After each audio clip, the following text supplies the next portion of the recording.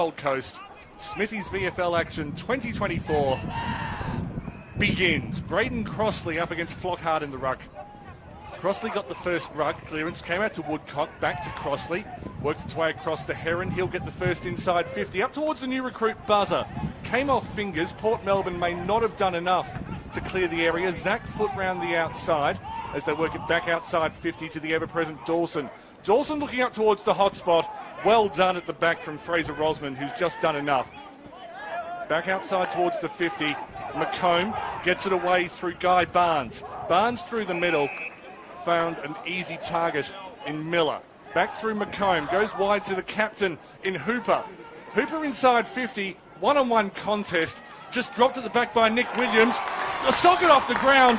And already, second minute, it's a goal to Archie Manton. He opens his account and opens the account for Port Melbourne in their anniversary year. What a great start by Port Melbourne. The ball lost the inside 50, but then we were able to get the numbers behind the ball and just run that ball out of defence inside forward 50. And again, he created some bit of space out the back there, and he's able to mop up and flick a good first goal for the Boroughs. So great start for Port. Didn't muck around either. They sometimes teams will sort of revert to type and say we want to play it wide. That's our game plan. We'll go wide early. They saw Route 1 was open and took it. Yeah, and Harvey Hooper, smart kick, as he kicked to advantage over the top. We gave him a bit of space out the back, and a good opening goal. There's a reason you make guys like that captain, isn't there? The composure under pressure. So Port Melbourne off to a flyer. These sides finished 14th in the case of Southport and 15th in the case of Port Melbourne last year. But both sides unrecognisable from last year. About a 50% turnover. As that went towards Flockhart, pretty much 50-50. Crossley soccers it. Inside 50, heading towards Buzzer. Just gets his hands free. Outside to Foot. Foot looking for an angle. Misses to the right. Great work there by Crossley in the ruck. Just won the tap and then got his foot to the ball and straight away inside 50 for Southport, and then they get a shot on goal. We're on the western side of the ground. There is a breeze blowing back towards us. I'm not sure whether that affected Foot's kick. It's Port Melbourne. They bring it out. They have a 5-point lead. Buzzer chasing this one hard. Ends up clearing everyone, including Dawson. Flockhart's nearest to it. Gets it just inside the boundary. Was able to find Rosman. Turnover already to Dawson. Goes wide to Crossley. Gets a lot of disposals for a ruckman. Comes inside to Jack Sexton. Sexton fumbled off it as Hooper put a big tackle on. Unable to get the hand to the handball was Joyce. Ended up falling to Woodcock. Woodcock back inside 50. The flying effort from Hugh Dixon, another new recruit. They've got a lot of height in the spine, do Southport, but they've had to turn it over. Ends up being a hack kick outside of 50. Was heading towards McComb, not able to hold on to it. Just knocked it towards his opposite number in Woodcock. Dawson pushed off the ball. Somehow got a kick to Jacob Heron.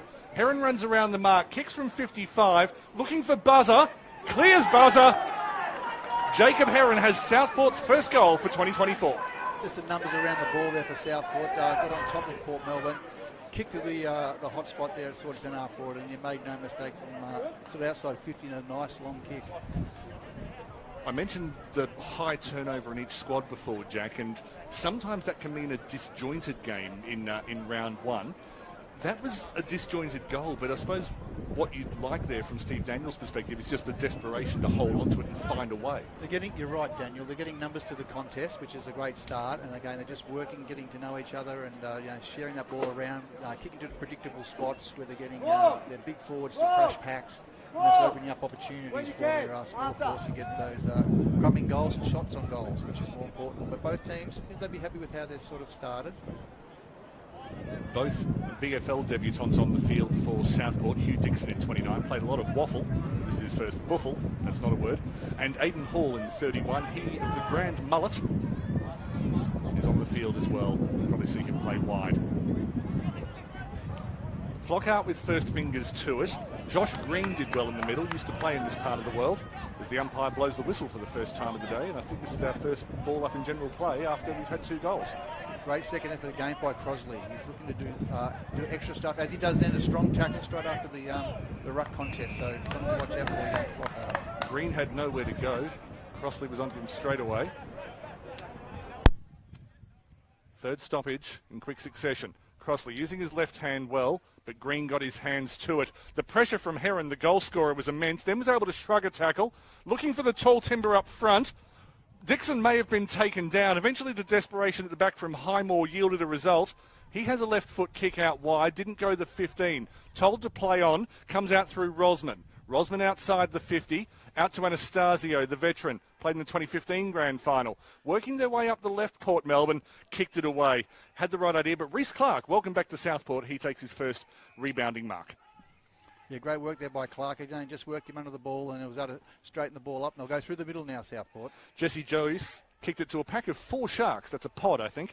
Came through to Dawson. He works his way through the middle. It's been fairly corridor football so far. And when you've got a target like Zach Foot, why not?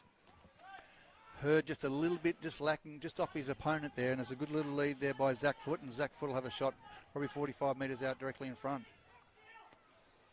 Interested to see, Jack, you might want to keep an eye on this, but who Port Melbourne decide to match up on the tall timber of Dixon and Buzzer in the Southport forward 50. But it's Zach Foot who will shoot from 50. As I say, there's a slight right to left breeze that he has to deal with. Got fairly close to the player on the mark. He's had 1 miss already today, and it'll stay that way. Zach Foot has Southport second, 2-1-13, plays 1 goal 6.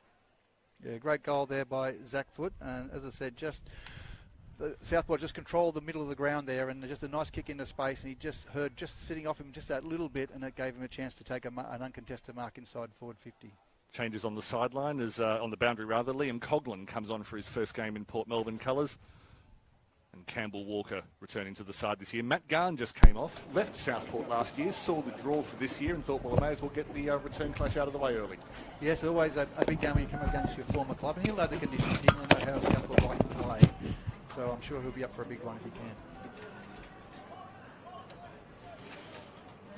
Just waiting for live stats, but you can find them yourself. Go to afl.com.au/VFL and, well, you can do your own commentary if you don't like what we're providing. That was a little bit silly this early in the year. Anyway, move on. Crossley. Dominating the hit-outs, but it was Green who was able to get it away. Got it inside 50, but wide, as it goes out towards that southwestern pocket and beats another former Southport player in Billy Gowers over the boundary. Yeah, great play there again by Port. They won that centre clearance and straight away standing there forward 50. So let's have a look how they set up at the stoppage here. Crossley using his body strength, and Flockhart will need to try and get a bit of a run and jump at him. Might have him for a spring. Let's have a look. Southport leading the inside 50s 5-2 at the moment, as that wasn't so much deliberate as just not what was intended. So another boundary throw in more or less the same spot. Doesn't count as deliberate if you say whoops immediately after you touch it. So we're just outside 50, southwestern corner, Port Melbourne on the attack. Crossley got first hands to it, back to Dawson. Kicks it into no man's land, ends up coming all the way back to Baker Smith. Outside to Campbell Walker. He puts it towards the 50, won't quite make it. Getting front position was Gowers. Looking for a way across. Found Coughlin, just dropped on the 50. The turnover may happen. They managed to cause a double turnover. Outside went to Toby Watson. Toby Watson looking at centre half forward. Ended up falling. Desperate tackle in the goal square. Southport looking for a way out. They may just find it. The good tackle on Mackenzie Willis at the back. And then the snapshot ends up just sneaking in for a point. They didn't get the just rewards, but their forward pressure, Port Melbourne, was fantastic, and that caused a quick turnover and a shot on goal. Chaotic football. I think they were turning the ball over faster than I could say the word turnover. I'll wear that. As Southport will play it out down the eastern side of the ground. Thought they had a bit of run and carry in the form of Jackson Edwards, but the left footer goes back, then pumps it up the right-hand side. Found Zach Foot again, who's getting separation from his opponent. Back towards 50, needs a roll on. Ends up being tapped through on the line.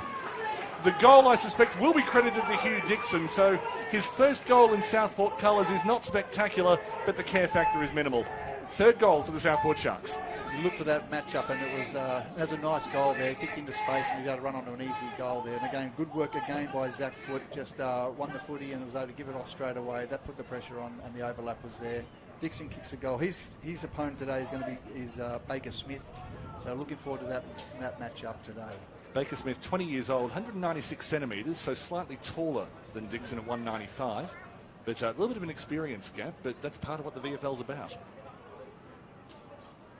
The ring and the changes. Buzzer comes onto the ground for Southport. Really looking forward to seeing how he goes this year. Had a great year last year at the Brisbane Lions, but come down here to Southport now, and I'm sure he'll have a real focal point for Southport up forward, bringing the ball to ground for the smaller players as well. Is a good contested mark. Hasn't clunked a mark yet today, but I suspect that there's just a little bit of attention given to him by the Port defence. But he will bring it to ground, which is part of his role as well. Crossley got it to Dawson, tackled out of the way. The Port Melbourne inside midfield's been hustling, but it's Heron who comes away, gets it inside 50. The front position was gotten by Lockhart, and he will win the free kick. There was a bit of, Jack, you might have seen what was happening behind the play. Well, I think to your point, the attention that Wiley Buzzer was getting was a holding free kick there, and Buzzer will get his first shot and first goal for Southport as he lines up. You calling it early? Well, his first shot on goal, I can call that part. Whether he kicks it's another point. That's up to him. 40 goals in 19 matches last year for the Lions. AFL at, I think, 3 different clubs. Has this shot from about 35. It's a very easy striking action. And that's the rust out of the way early for Wiley Buzzer. You're right. Just leant back that little bit with that kick there and just moved it to the side to hit the post. But Heron off to a good start for Southport out of the middle there. No, he's been explosive. Even if he doesn't get first hands to ball, it's the good kind of harassment that he's providing. Coming up the western side is Port Melbourne. Buzzer getting into it. That's his first mark. Strong mark there by the big key forward. Doesn't have much to lead to up front. There was one short option. Touched in flight. Good work from Rourke Smith. Goes inside 50 anyway, but it's chaos ball. Eventually it was Aidan Hall who got his hands to it, and he's brought to ground just inside the 50.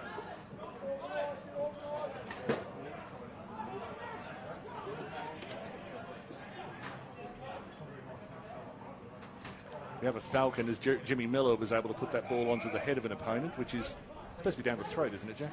Yeah. Slight anatomy lesson needed for Jimmy Miller.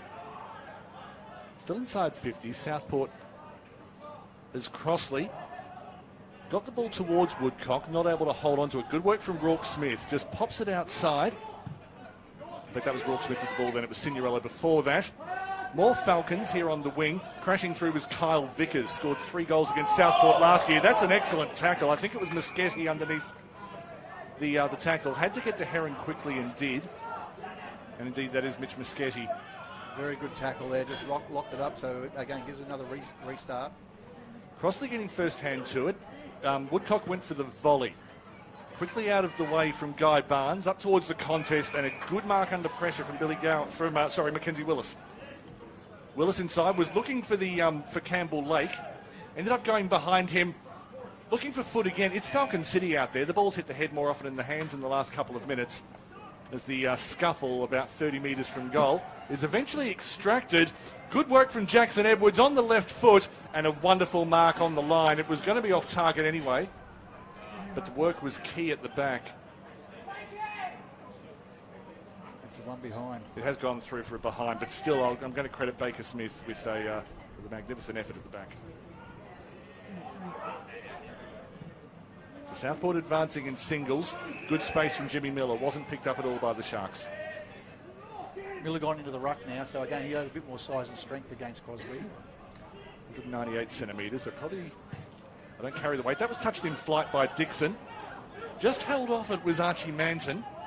His tracking back is Nick Williams. Out wide goes to Max Spencer. And the tackling, very fierce on the side. I fancy that's Moschetti again. No, that was Kyle Vickers. Apologies. Yeah, the smaller players around the contest have been really good. Their tackling pressure has been great. Miller beaten out by Dixon.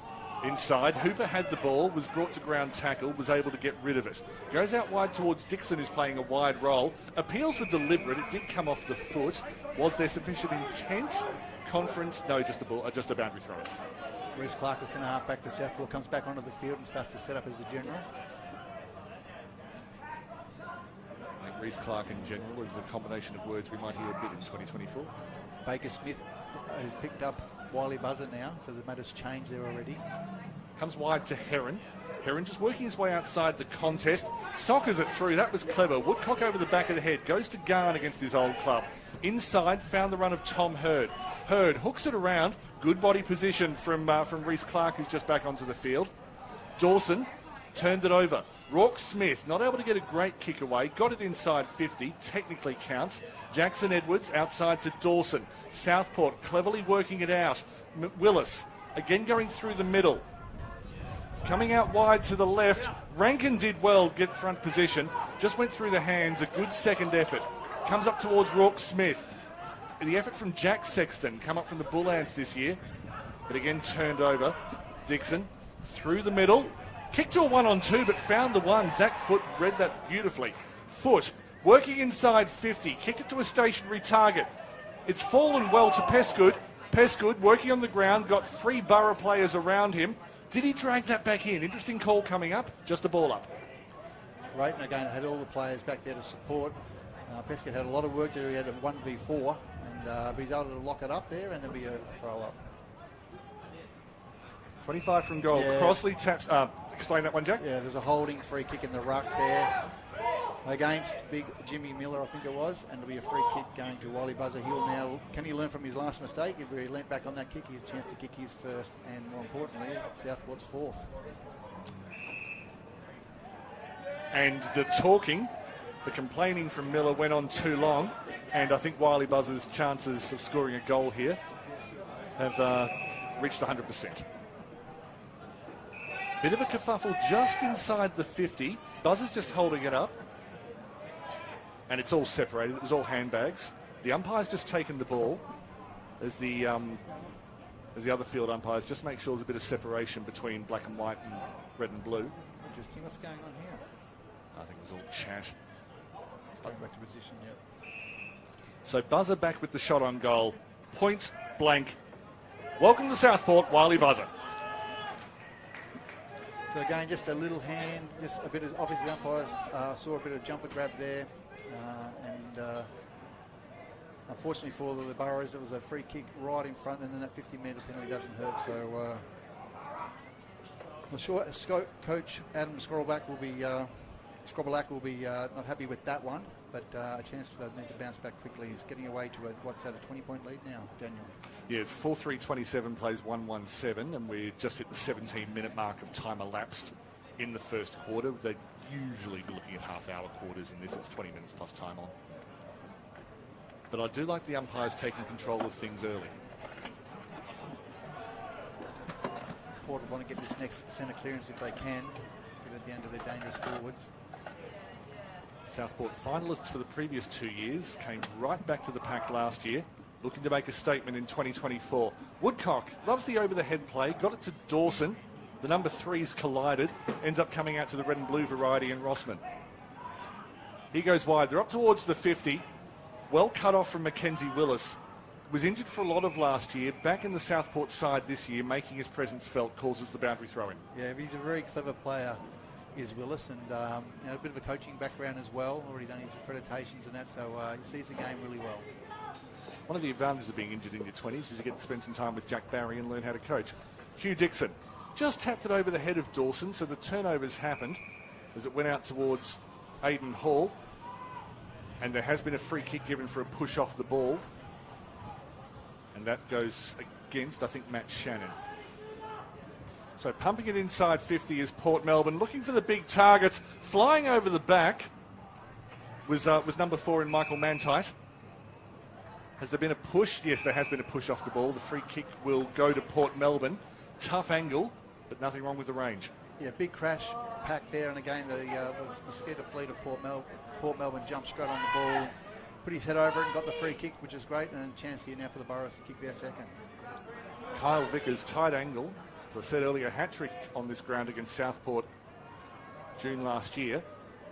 Testing the wind, it has died down a little, although Jack and I located a fair way above the play.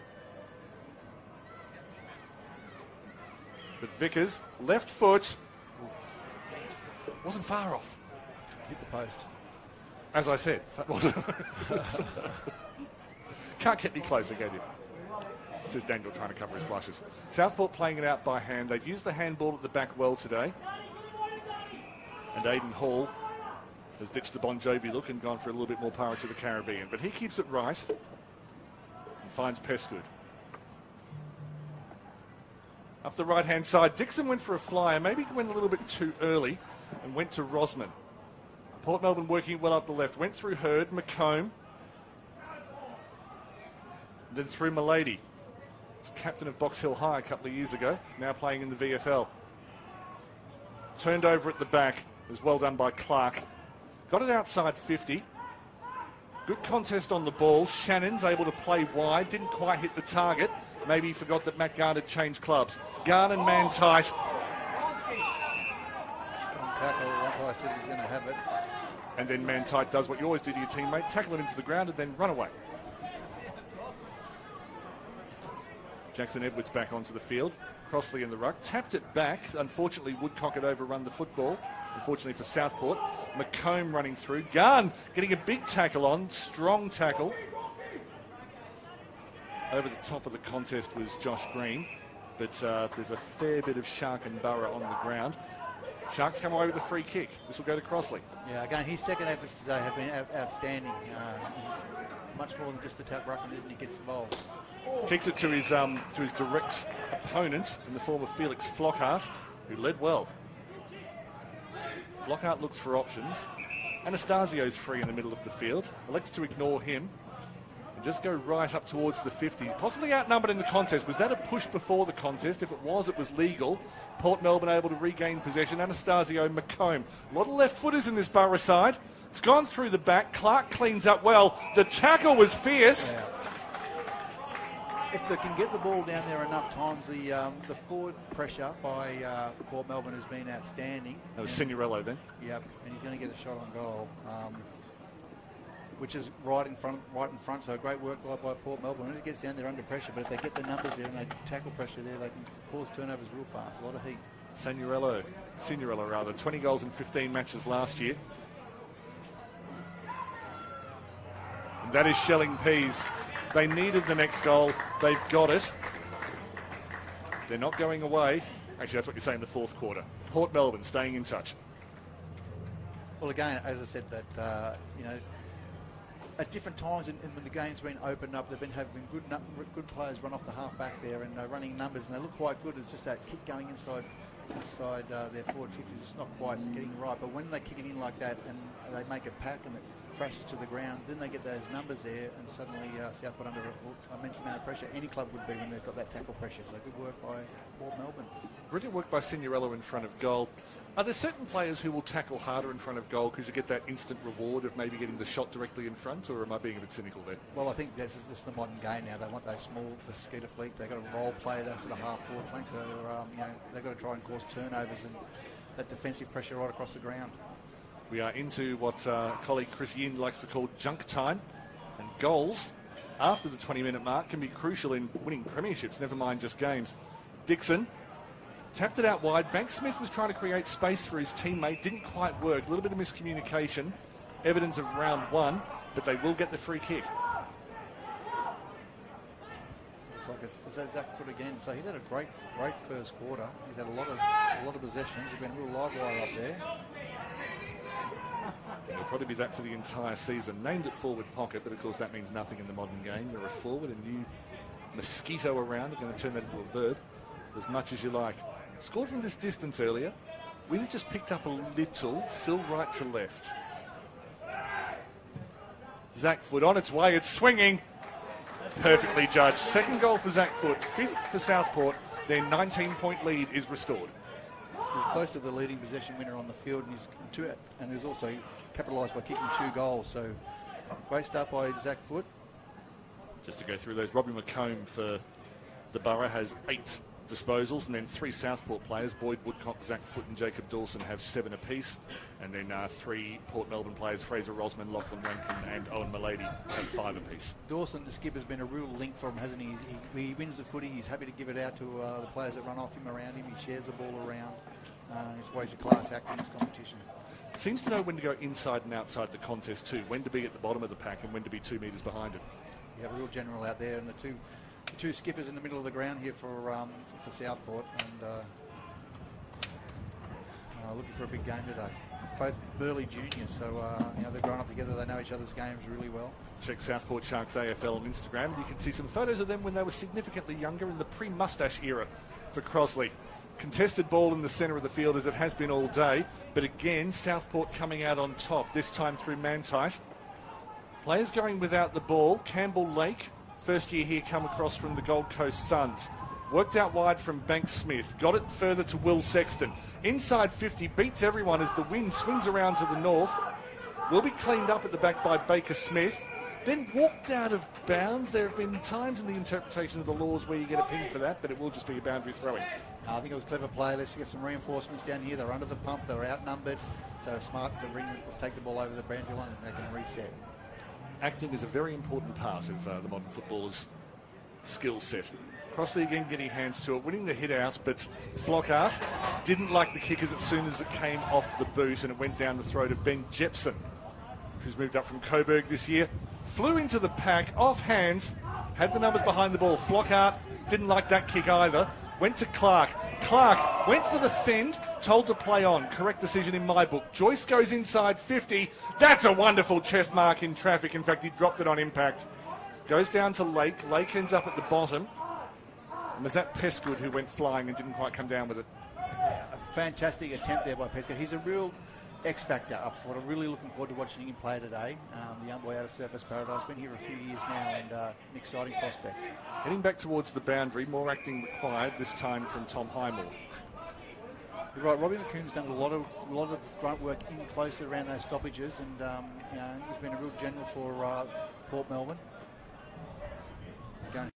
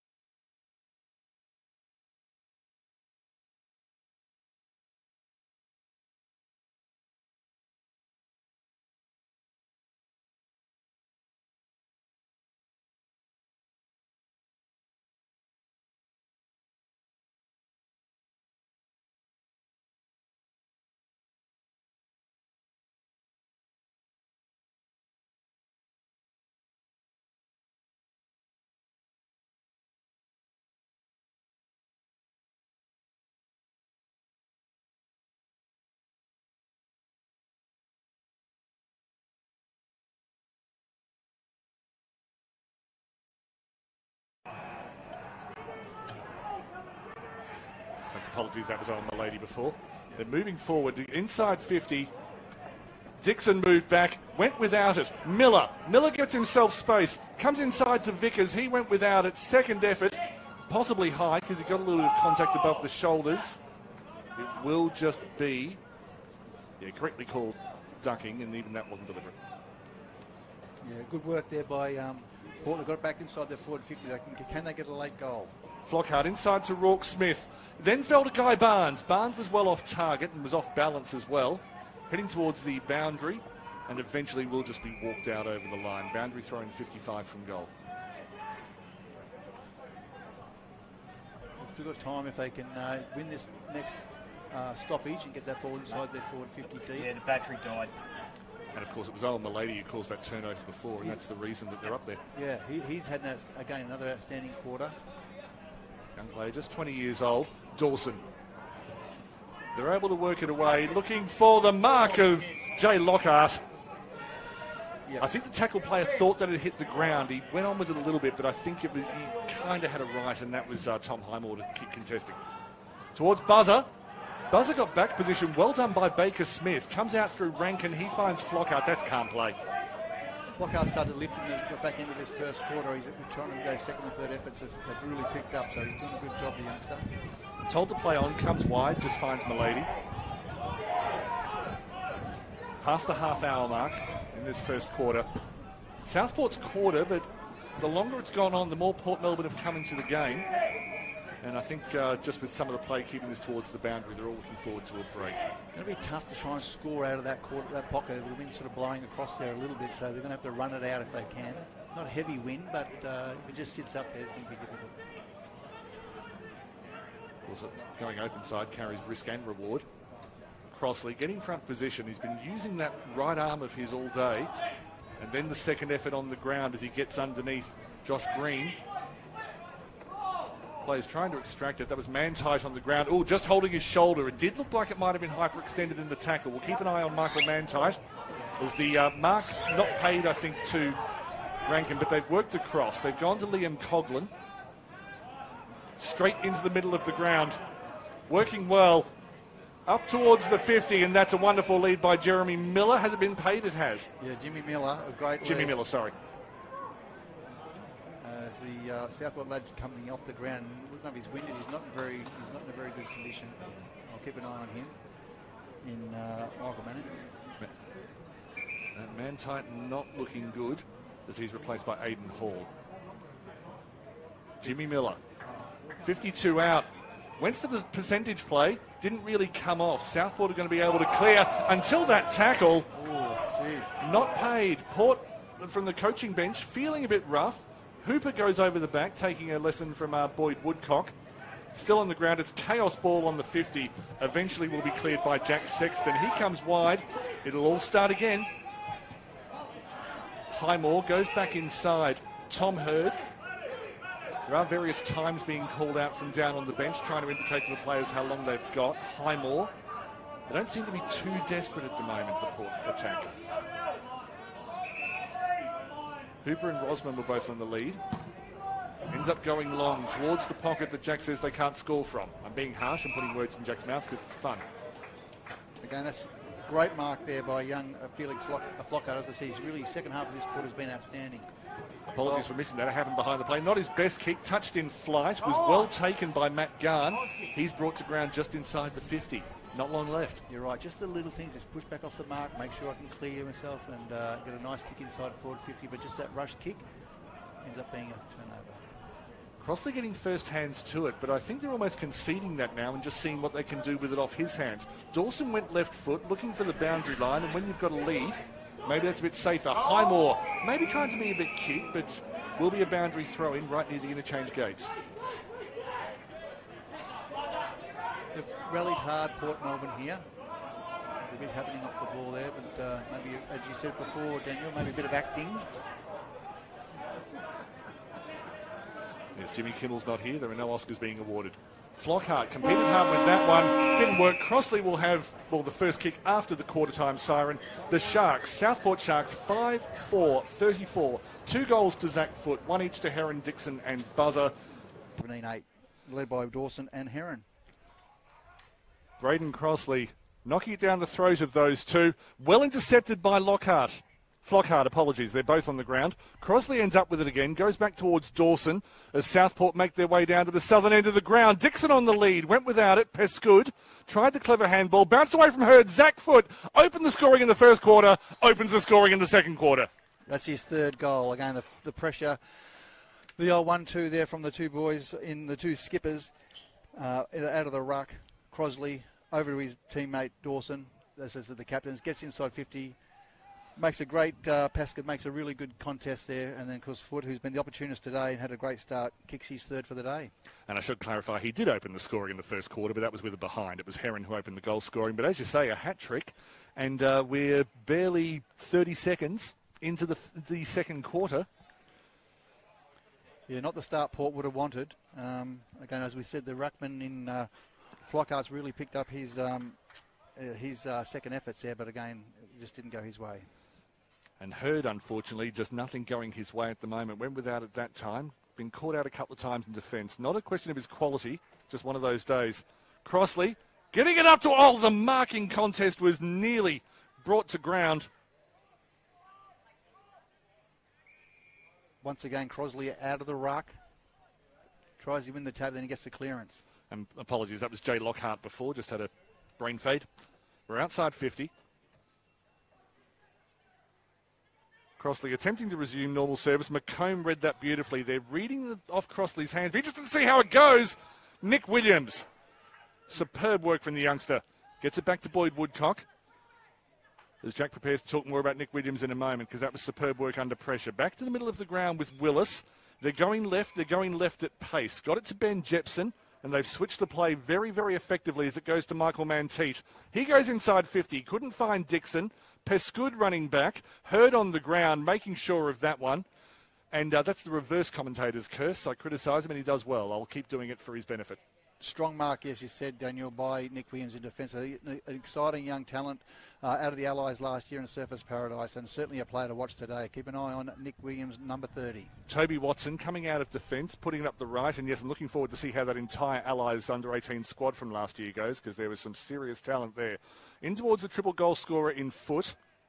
Just trying to get away from the contest was Rourke Smith. His knees were a little bit astray. Not sure he could do much there, but Dawson wins the free kick, gets it inside 50. The defensive mark dropped by Baker Smith. Could fall fortuitously for Southport. Off a couple of pairs of hands. Pescud trying to get his hands on the ball. Hurd did well on the ground. And in the end, even though he pulled the player without the ball at the end, it was in the momentum. And McComb was able to clear just outside 50. Have turned it over again. Crossley going back inside 50. Through the hands of Foot. Inside through Dixon. Hall had a chance. Was able to handball. Looking towards Flockhart. That was over the top. Boyd Woodcock. I don't know if there was gravy on that, but it was certainly a free kick. Well, it was there. And the Port boys all ran to the contest, and then all of a sudden the turnover comes out the back there. Then they all start chasing, and unfortunately he put his head over the ball, and then a little bit sloppy, milked it for what it was, and now Boyd Woodcock has a shot on goal. Averages literally a goal a game. 18 off 18 last year, 40 off 38 in his career, which I suppose renders the word literally a bit useless. Boyd Woodcock kept it simple. On the board for 2024 is Boyd Woodcock. Yeah, good goal there by Boyd Woodcock, another quality player. I think he's in the VFL squad, so he'll be a player to watch when they have a look at that a little bit down the track. But I certainly think that Crossley's really influencing this quarter. He's had 3 or 4 key touches already and another big kick inside 50. And the Sharks off to 2 goals already, 7-4-40, leading Port Melbourne 2-2-14. Just to take that point, the VFL representative squad to play South Australia at Glenelg on the Saturday, the 6th of April at Gather Round. 10 players on the ground for Southport: Crossley, Dawson, Dixon, Jepson, Pescud and Woodcock. And for Port Melbourne, Tom Highmore, Harvey Hooper, the captain, Robbie McComb and Rourke Smith. And both coaches are assistant coaches. They'll be teaming up in a few weeks' time. Interesting to see what happens with players in this competition after they've come back from playing together. It can go either way, where new hostilities or friendships are made. As Rourke Smith got it out of defence, a good mark taken just outside the 50 from Will Sexton. Great mark there by Sexton, and just a nice little hit up lead, but just probably a little bit too much on it, so it gives a chance for Port if they can. Played left, just a few marks going down. There's been a bit of rain in southeast Queensland over the last week. I wouldn't think it's affecting conditions now, but the ball is just slipping through some hands a bit. Not yet. I noticed we've had 3 days it hasn't rained this month, but you're right, today's conditions are nice for footy. A little bit windy, but not too bad. Out to Hooper at the front of the contest. Looking inside 50, there was a bit of holding off the ball, but there's no questioning the mark from Mackenzie Willis. Bit early to end the Mark of the Year contest, and that wouldn't be a contender anyway, as the ball comes out from Heron out towards Jesse Joyce. But we've just had quite a few additions to the highlights reel in the last 2 or 3 minutes. Through the middle, that's an overweighted kick. That was beautifully done. Again by Matt Shannon. Went forward, found Bank Smith. Bank Smith trying to feed his forwards. Dixon, that's why they recruited Hugh Dixon. Big man marks in big man spots. Well, he engaged contact early, controlled the body, and then just pushed off and held the space and took a really good mark. Is there anything you teach key forwards to do that he didn't do there? Well, that was good. As I said, he created the he created the contact and then was able to kick. The ball was kicked to advantage, and he was able to hold his spot against probably a bit stronger opponent. Hugh Dixon, 1 goal in the first quarter. So a bit of calibration required, but the idea was right, because what wind there is blowing back towards us. So a little off target from Hugh Dixon, but understandable. Yep, and it was good work there by Matt Shannon to get the ball down there in the first place. Indeed. Great mark, gutsy mark. So Port Melbourne not quite having to pick it out of the net, as they will go straight up the guts, looking for Flockhart, got front position. It fell out the back, however, and ended up in the arms of Woodcock. Went towards Lake. Lake went without it. Hooper crashing through. Excellent handball under pressure as it went through to Coughlin. Coughlin got it forward to Gowers. Had a quiet first quarter. He gets it towards the 50. That's a beautiful kick again, a kick to advantage, and that gives Jimmy Miller every opportunity to take an uncontested mark now, and hopefully for the Port Melbourne he can capitalise. It was good vision as well, because Miller was probably out of most players' field of vision because he was on a very tight angle. Good crossfield kick. They'll be wanting to get him into the game, Billy Gowers. He's an important player for them and a good ball user, decision maker. So if he can get his hands on the ball more often, it'll be better for the Burrows. And tall inside midfielders who can use it and reach it. Worth their weight in gold. But it's all about Jimmy Miller. Didn't get clean contact. It'll probably fall short. Flockhart was there for it. Anastasio looking for one of his trademark sniping goals. Hooper kicked it off the ground. There is a free kick. It's gone to Southport. Oh, I thought a bit stiff there. I thought it might have been a high free kick for Port Melbourne there. I'm glad you said that because I thought the same, but I've got about 1% of your pedigree, Jack. Well, you might have better vision. I have binoculars. That's how that works. Again, through the hands. There's been a combination of poor handwork and brilliant handwork in this quarter. Lake hits the ground, was wrapped up by Moschetti, and there will be a ball up 60 out from the goal that Port Melbourne's attacking.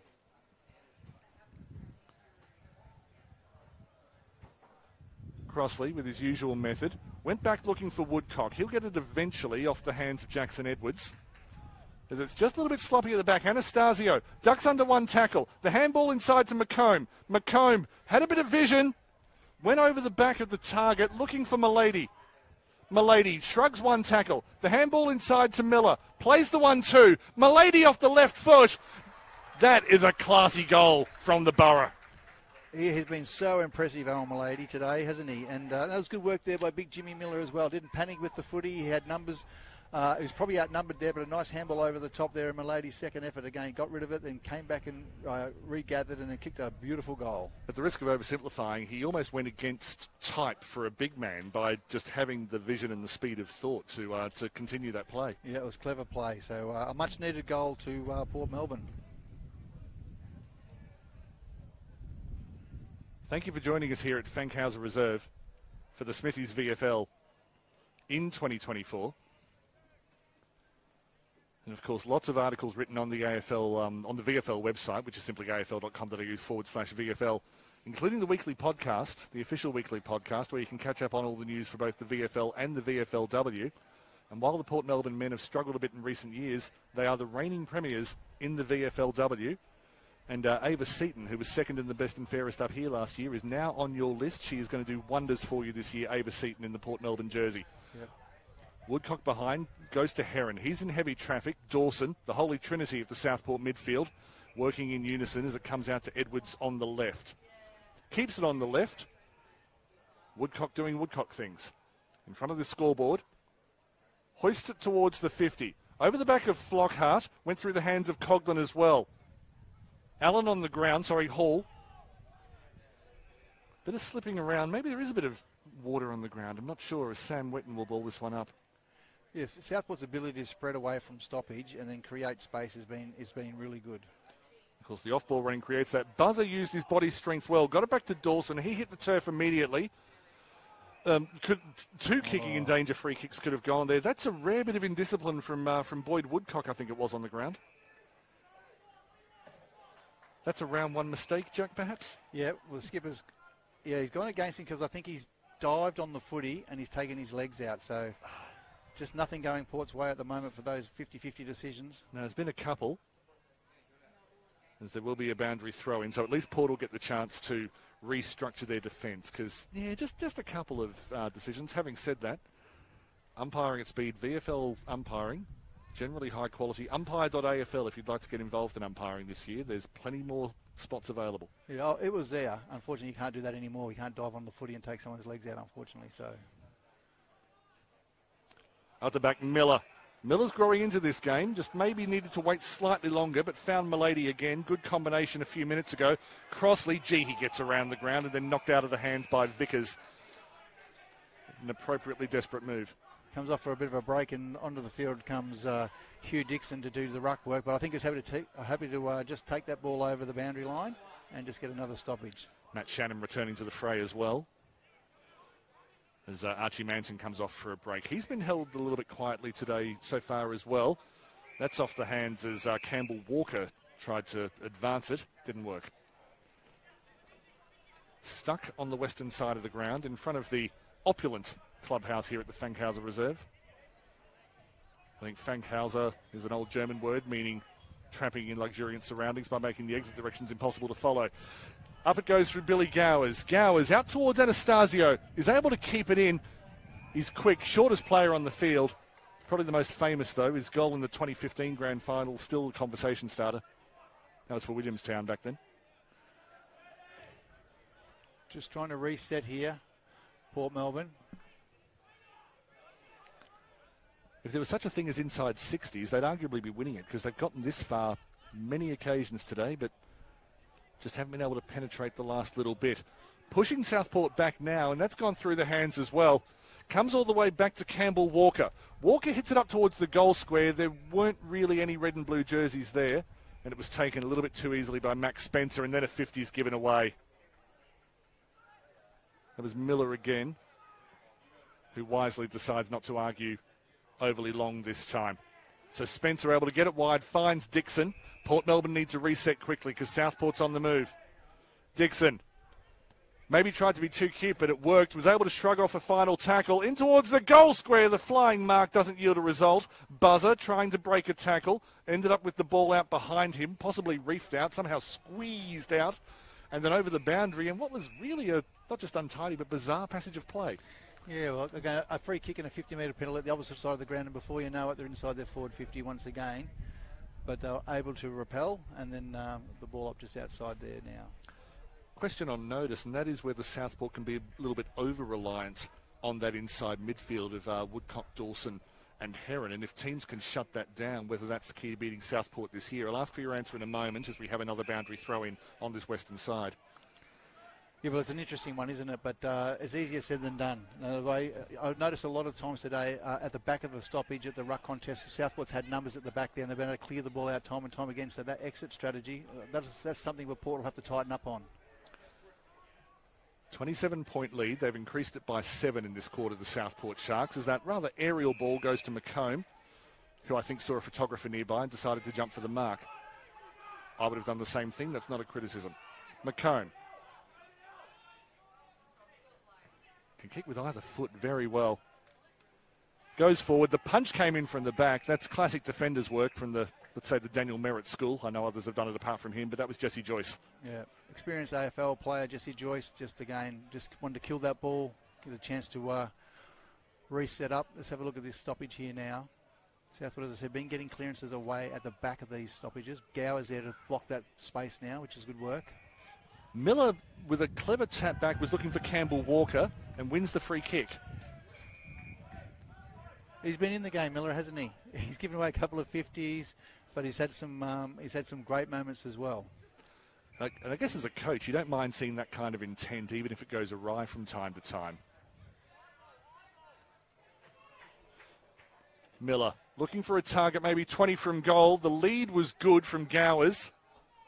Southport able to clean up the loose ball. They're able to clear 50. Goes all the way back to Rankin, who was well positioned and got a bit of protection from Barnes. Needs to lower his eyes here. Or, as they bomb it long, they've got to get numbers there. Barnes looks for a shorter option. Went inside to Miller. He did well. Miller did very well. It was a well-weighted kick, wasn't it, Daniel? He didn't stab at it. He just kicked it at a good pace there, and Miller was able to take an easy mark. Even 2 or 3 years ago at this level, so many players would blaze away from that distance, and it just made no sense and quite often resulted in a counter-attacking goal at the other end. Yeah, no, it's a kick with purpose, and it gives your full forward a chance to take a mark or your key forward. Miller not on the goal scorers list yet today. He's had his chances. He's made his presence felt. Better contact on that one. That is reward for effort. In fact, what's happened? Umpire's called it back. He's missed it. He has missed it. Apologies. Dr. Parallax strikes again. Comes out wide to Max Spencer as Southport dodge a bullet. Spencer coming up the right. Buzzer's in key position. Strong mark there by Buzzer. Worked to the front of the pack and took a good strong mark. And commentators have been saying words like that for a decade, Jack. Good player. Very pleased to have him in the Smithies VFL. Keeps it wide, goes towards the edge of the 50. Front position from Shannon. Wasn't able to hold on to it in the end. And then the clean-up work from Jack Sexton was over the shoulder. So Port with the free kick at the back. The handball off the mark was poor, but they get away with it as Rosman was able to recover well. They're keeping it wide, over the top of Archie Manton, and it will just be a boundary throw-in at centre wing.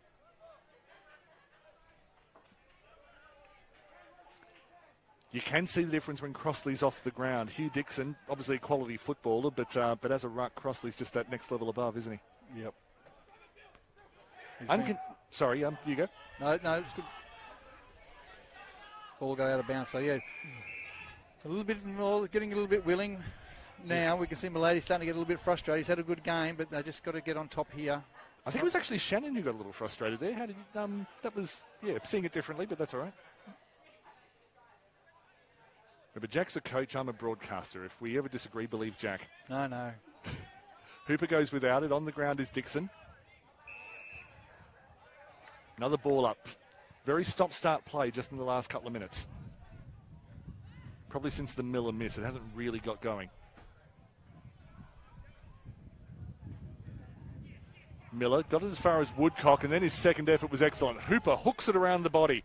Up towards the 50. The punch, I think, sharked his own teammate, no pun intended, as I think Rourke Smith goes for a fly on the ground. But as always, it ends up with Dawson. Wonderful intercept mark. Liam Coughlin showing his class. He's been around a little while. That was good. Highmore, just in front of centre halfback. They do play a very high defence, Port Melbourne. They like to make the field small if they can. Through the middle, more dropped marks. It's a little bit round one, a little bit maybe it's been raining in Brisbane this week. Poor use of the football, Port Melbourne turnover. All the players have pushed up the ground, so they had no one to go to, so they tried to do a nice little cute chip kick, but unfortunately it was chopped off by Port Melbourne. And then Milady hands it back to Matt Shannon. Wonderful charge down from Rourke Smith in that VFL side. He's looked classy in moments today. Hurd then kicked it straight into Nick Williams, and we end as we began.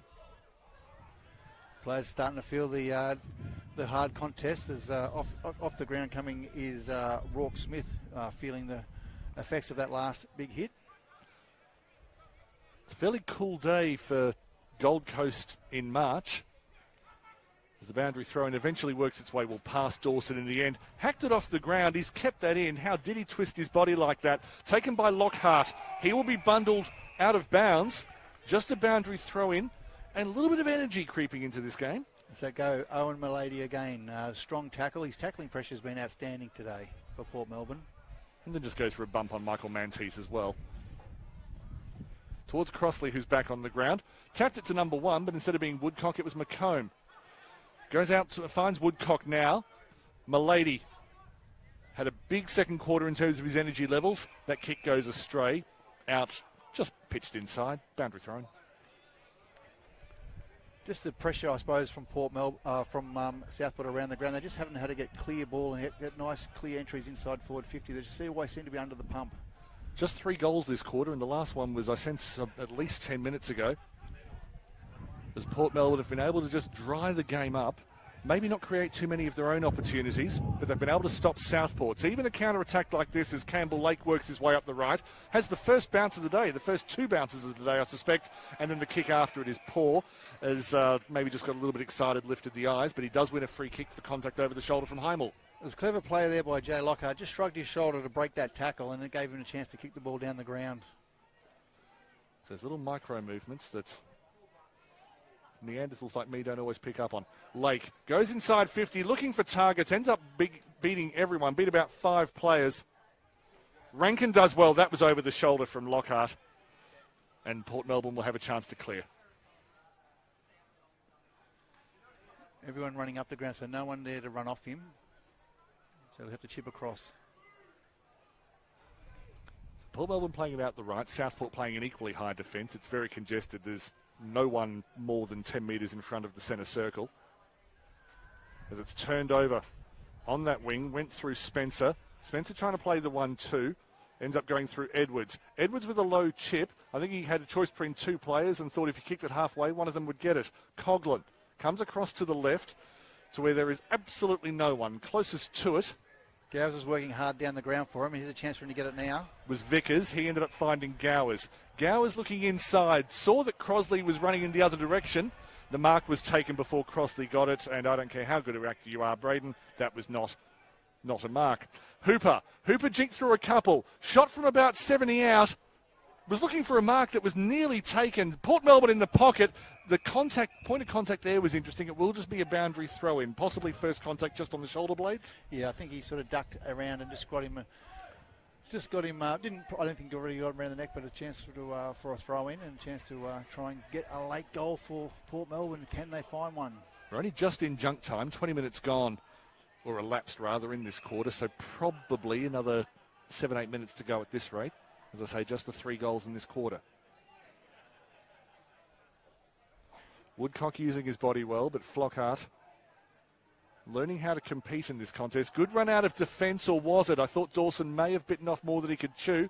Turns out it was just the right amount. Lake in the middle of the field. Thought about another bounce. Don't mind a player who's bounce happy. Just putting into space in front of Foot. Turns around Highmore. Highmore did well to get away from Zach Foot. Then maybe a little bit of a hospital handball to Campbell Walker. Brought to ground. Interesting call coming up. Yes, Southport free kick. There's their pressure to keep chasing. Yielded a reward. Yeah, Coach Daniels will be really happy with the tackle pressure that the Sharks have had today. Jackson Edwards, left footer on the left. Kicks to the contest. Was looking for the big players. Dixon had it knocked out from behind him. Hadn't really held on to it anyway. And there should be another ball up. In fact, it has come out. Lake going around was Pesgood. Just a slip at the vital moment means that Port Melbourne are able to come away with it as Walker and Rankin combine at right halfback. They're able to bring it out through Rankin again. But Crosley was actually contested very well by Manton. Needed a bit of height to get involved and did, but they have turned it over at the back. Spencer keeps it low, gets to Will Sexton on the half volley, plays the 1-2, looking for Shannon in space. Port Melbourne the implied pressure has yielded a result. They've got the turnover at the front of the centre square, looking inside, just away from Manton. Had that kick been a little bit more directed, they would have had an easy shot on goal. As it is, they may end up with something anyways. There's just a bit of action on the ground with Billy Gowers.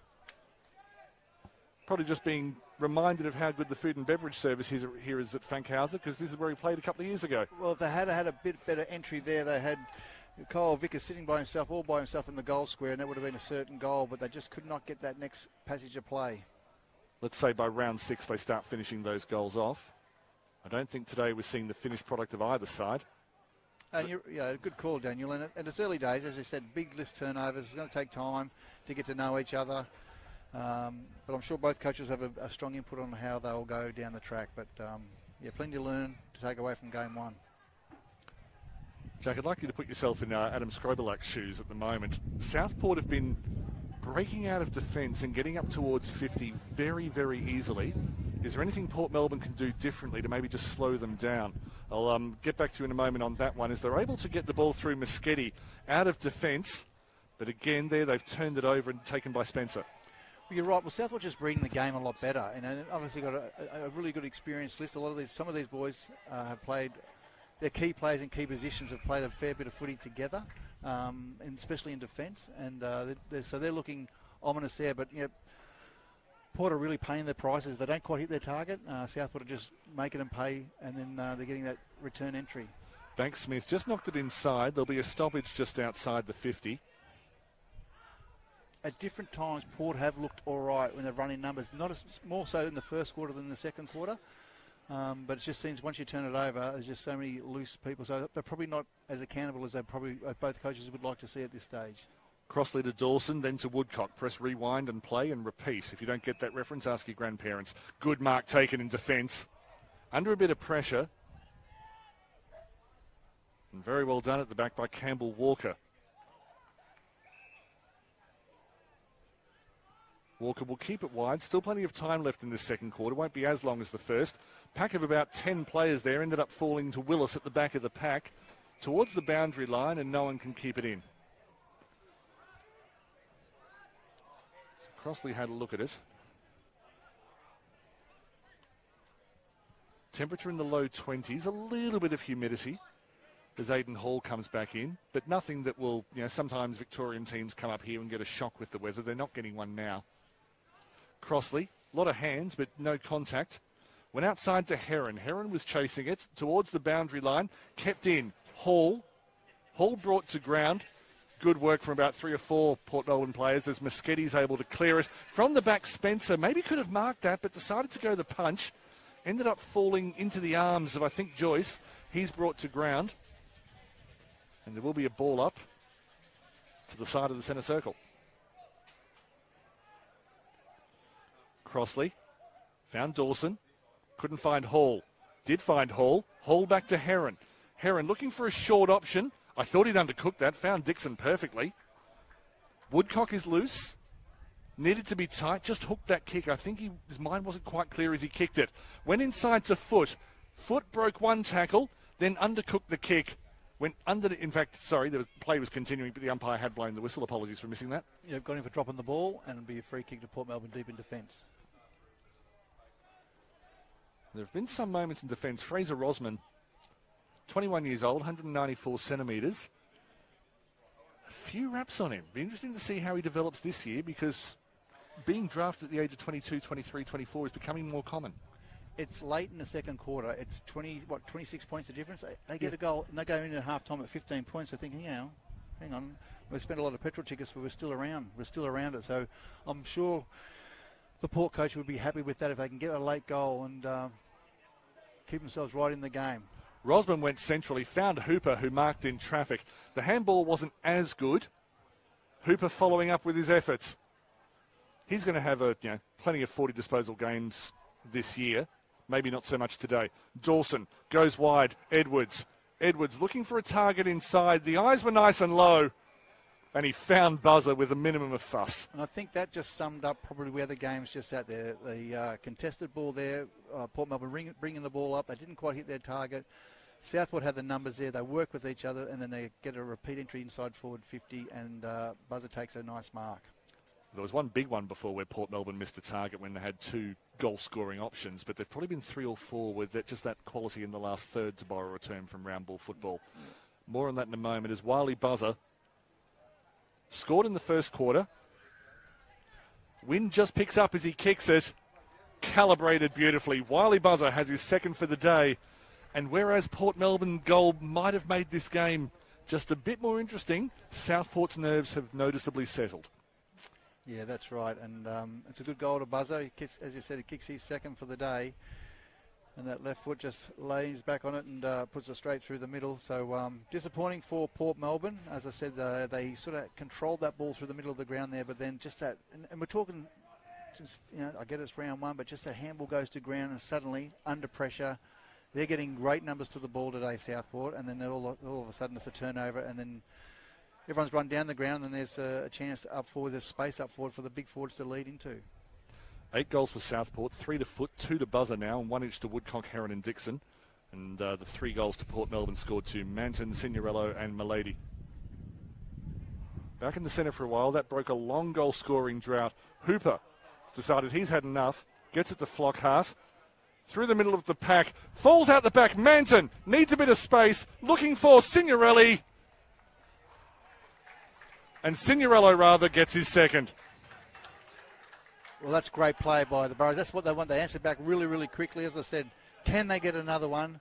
To go in at half-time, only 15 points down would be outstanding. Good work. Well, even that, I mean, they've simply restored the margin that was there before. Yep. But if, one more would give them a real fill-up before half-time. But even that will just let them know that, no, hang on, we can take these guys on. We can win the ball out of the middle. Just because they've got Crossley, Woodcock, Dawson, Heron, we can still play the way we want to play. Gower's going into the middle of the ground now. So, again, the possessions he has, he does something really well with it. So he'll be looking to get his hands on the ball a little bit more often, as would Port Melbourne like that. Matt Shannon's keeping an eye on Billy Gowers. 29 minutes elapsed. There wouldn't be too much more time left in this second quarter. So Crossley flies, got the edge of the fingers to it, and then his second effort, and ducking out of a tackle. How do you do that when you're 6'7"?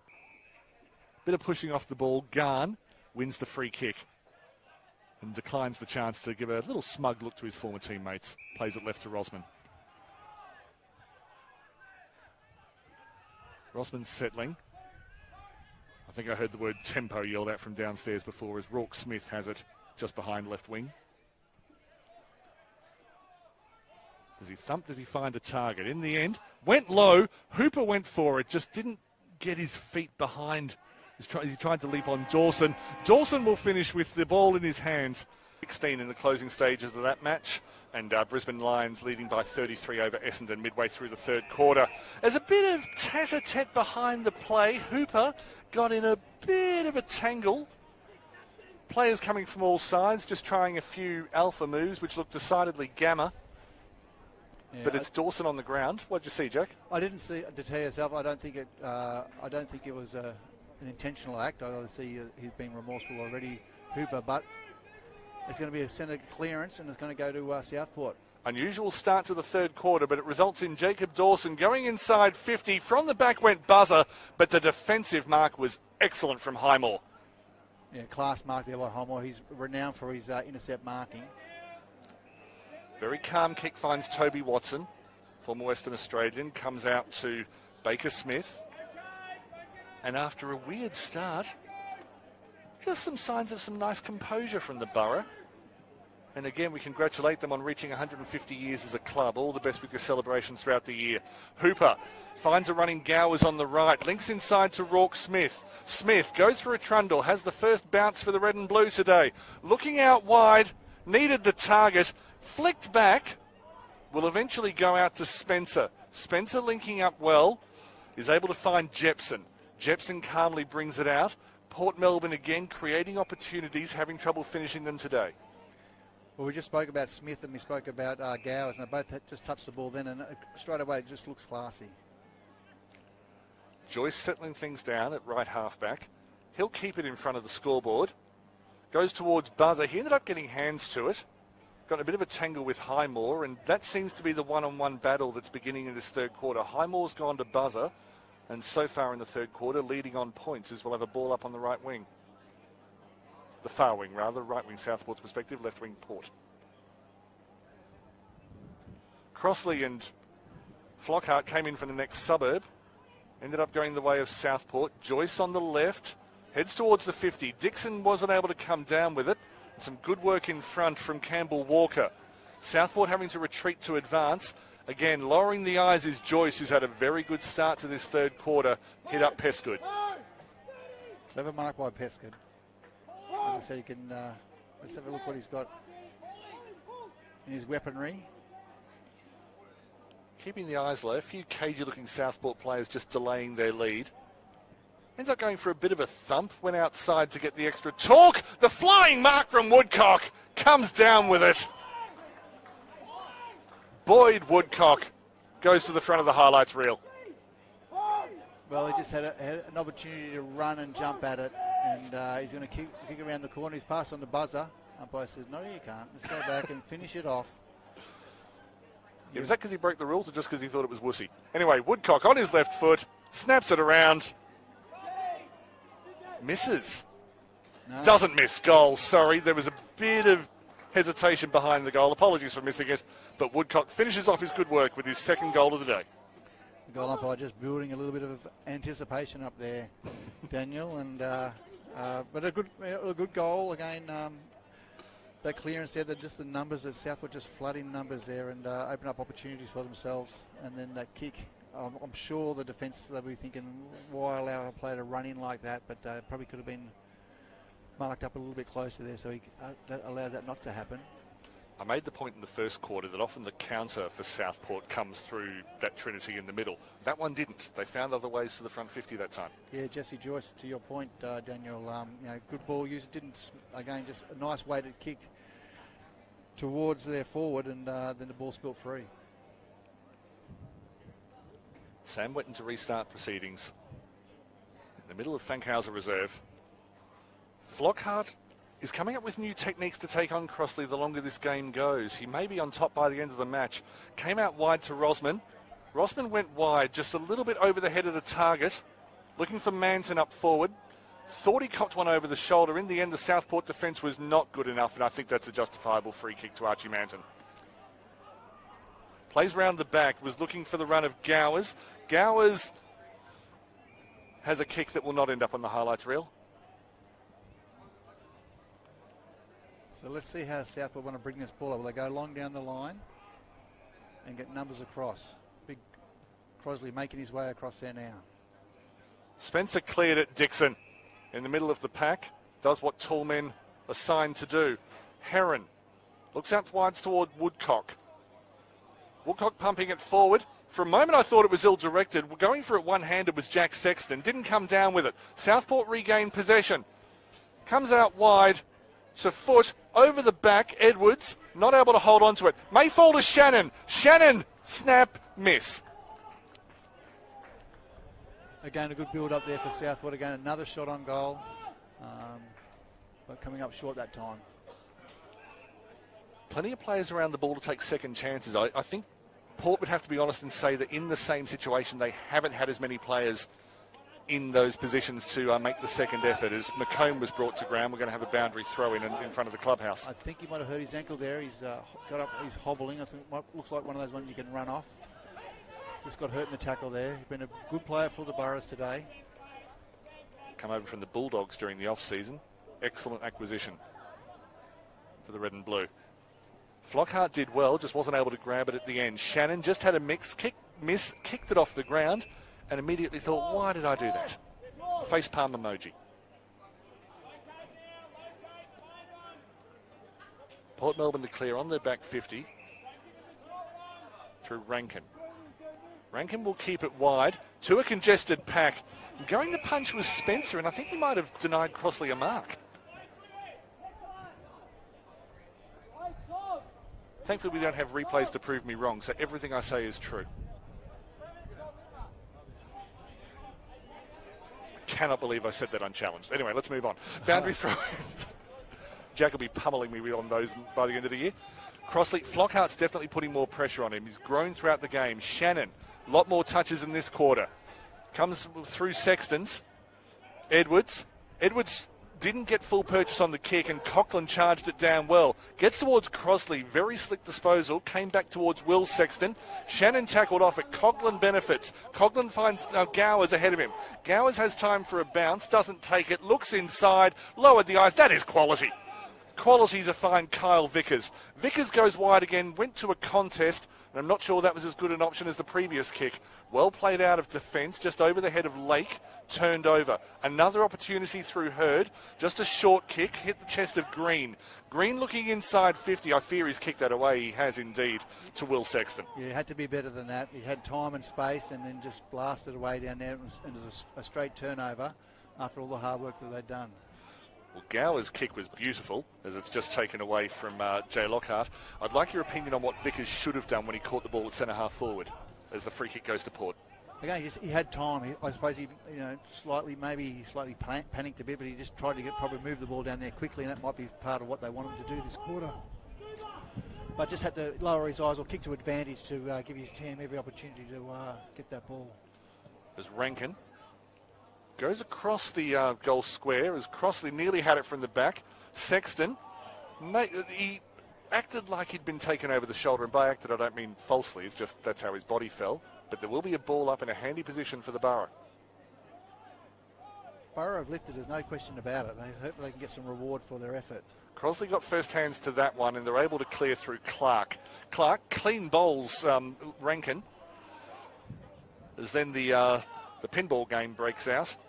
Shannon comes wide to Edwards. Rankin working hard. Rankin's having a good third quarter. Whatever the coach said at half-time, he's taken it to heart. Not able to come up with the pill, however. Dawson, through the hands of Woodcock, rides the bump well. Clark coming through the middle, just has to thump it out of there by any means possible. Dixon came inside to Pesgood. Pesgood, bit of a hack kick, and it's taken by Garn. Garn stays calm, undercooked the kick. Well done in the circumstances by Milady. Garn with a second effort. Hurd, that is desperate stuff by, I believe it's Sexton out there. They're able to keep it in twice. It just spun out of play in the end. But that's going to make some excellent highlights and hopefully a few good photos for Dion Menzies as well. Yeah, look, fantastic with the, again, the forward pressure by Southport. Coach Daniels will be wrapped with seeing that sort of stuff. As Hooper's definitely starting to put a tighten up on Dawson. Yeah, right on with the stoppage. Here he's, I was about to say hanging off him like a cheap suit, and then he wrapped his arms around him as if to illustrate the point. Came out the back to Dixon. Dawson went without it. Hooper was onto him straight away, as Jack Barry indicated. The punch over the top from Clark took it out of the hands of Gowers. Tight football.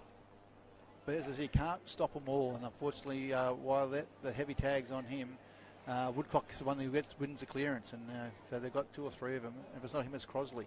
Yeah, Dawson won't mind sacrificing his numbers this quarter as Woodcock, right on cue, takes it, puts it up to the goal square. Foot slipped in the goal square, recovered well, but in the end, Highmore, who I think is linking up better with his teammates now, seems to have a bit more. They have more of a sense, an organisational sense at the back, and Highmore's benefiting. Yeah, he's very good at the intercept mark. He looked like he reads that really well off the boot. He reads the cues really well, and then he gets the fist in there. Now they'll reset again. Trusting your teammates' positioning was the quick way of what I was just trying to say. 4 words or less, Daniel. Out the back, Crossley got hands to it in front of Flockhart. Comes out the back to Moschetti. Crossley was onto him straight away and says, "Welcome to Southport. Here's the grass." It's just like once the ball hits the deck, you know, the big fella, he's just like another midfielder. His work ethic has been fantastic. Go on, comparing the Brody Grundy, I dare you. Past Dawson. Out towards Woodcock. And they're all getting attention on them now. Moschetti was on top of Woodcock. Gowers was on top of him. Clark came on top. And in the end, it was a fairly talented-looking burger.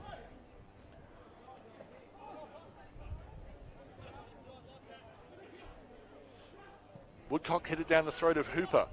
Hooper, going for the one-handed mark was Manton. Not able to come through with it. Joyce under pressure. Got it back towards Willis. Willis and Joyce combining well. Trying to handball out of trouble. Was that one too many? Clark pulled off it. A little bit too zealous from Green, and I spoke in error because Green then got it back. Desperate. No real system to what's going on at the moment as the handball goes over Crossley. That's a hell of an effort. Foot was tackled extremely well. I'll identify the player in a moment. It was Highmore again who's really lifted in this third quarter. And then Port again kicked the ball away down the throat of Spencer. Yeah, all the numbers are up the ground, so when they turn around, they've really got to lower their eyes. They just can't blaze away there because look at the slingshot. Bang, inside forward 50 now. Bank Smith finding Jack Sexton. So that blaze away kick's got to be, it's tough under pressure, but that's got to be better. Sexton inside 50, looking for Dixon. He had 5 players around him. They did well as a team as it came out the back through Toby Watson. And through about a chain of 6 possessions, they're able to get it free. A little bit of luck here for them as the mark was missed by Southport. Working well is 2-goal hero Signorello. He goes inside to find Guy Barnes. They've got Manton on the loop if he wants him. Anastasio was just, he knew as soon as he kicked that, the look of disgust on his face as he thought that's going nowhere near Archie Manton. Manton had worked really hard to get into some space, but that kick, again, just had to be better. He's kicked to the 3, not the 1. Tough kick, but Archie worked really hard to get to a good spot. Yeah, Anastasio's better than that. He knows it, and he will prove that throughout the season. Dixon at the back thought he had it, and then Highmore put pressure on from around the side. He's been the best defender on the ground in this third quarter. Green looking wide, finds Manton. Not a lot for him to kick to up front. He may need to come back through Hooper. Alternatively, there's a big white stripe on the ground. He might find it a little bit friendly. onto the ground comes big Jimmy Miller, who'll do the ruck work now as Flockhart comes off to have a bit of a well-earned break. Now, Jack, I'll get you to, well, I was about to say put your coach's hat on. You never take it off, I think. But what do you say to someone like Jimmy Miller? You want his aggression, but it has come unstuck a couple of times. Thoughts in a moment as Miller gets the tap over the top of Crossley. Green breaks free. Green lowering the eyes and eventually finds the target. I'm not sure that was the one that was intended, but I believe that Signorello will have a chance for his third. Well, Jimmy Miller's, as shown today, he's got a real opportunity at different times to really influence the play. So his best footy, when he brings his best footy to the table for Port Melbourne, it's a great advantage to them. So, you know, I'm not sure that we saw a couple of 50-metre penalties early in the day. I don't know what they were for, whether it was back chat or what it was. One was certainly for back chat. But, you know, we've seen him certainly influence the play. So they just need him to be able to do that for them, and that'll impact the club greatly. More on Miller in a moment, but right now it's all about Matt Signorello. 20 goals in 15 games last year. Kicks across the face, and in the end, it is out on the full. I think he just misread the wind. Southport short kick in. They're definitely harder at the ball this quarter.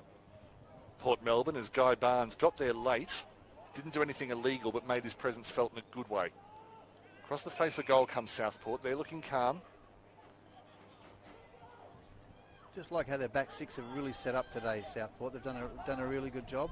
It's looked organised, hasn't it? It has, and you know, if there's been mistakes, they've pushed over to help each other.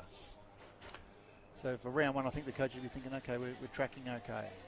I think that's the key, is that off-ball running. I'm not sure if if you rewind the clock, watch grand finals in the 1950s, for example. Not sure that off-ball running was really high on the agenda. These days, what you do ahead of the play is crucial.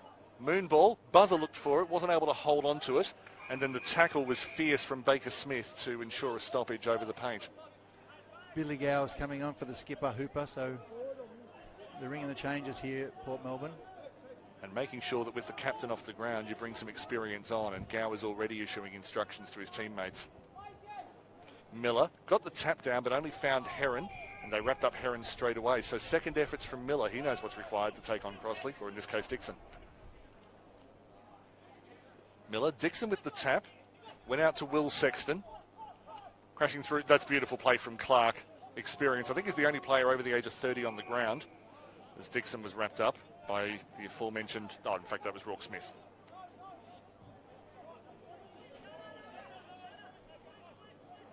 Dixon versus Miller, quality. Miller got the thump, but it only went to Clark.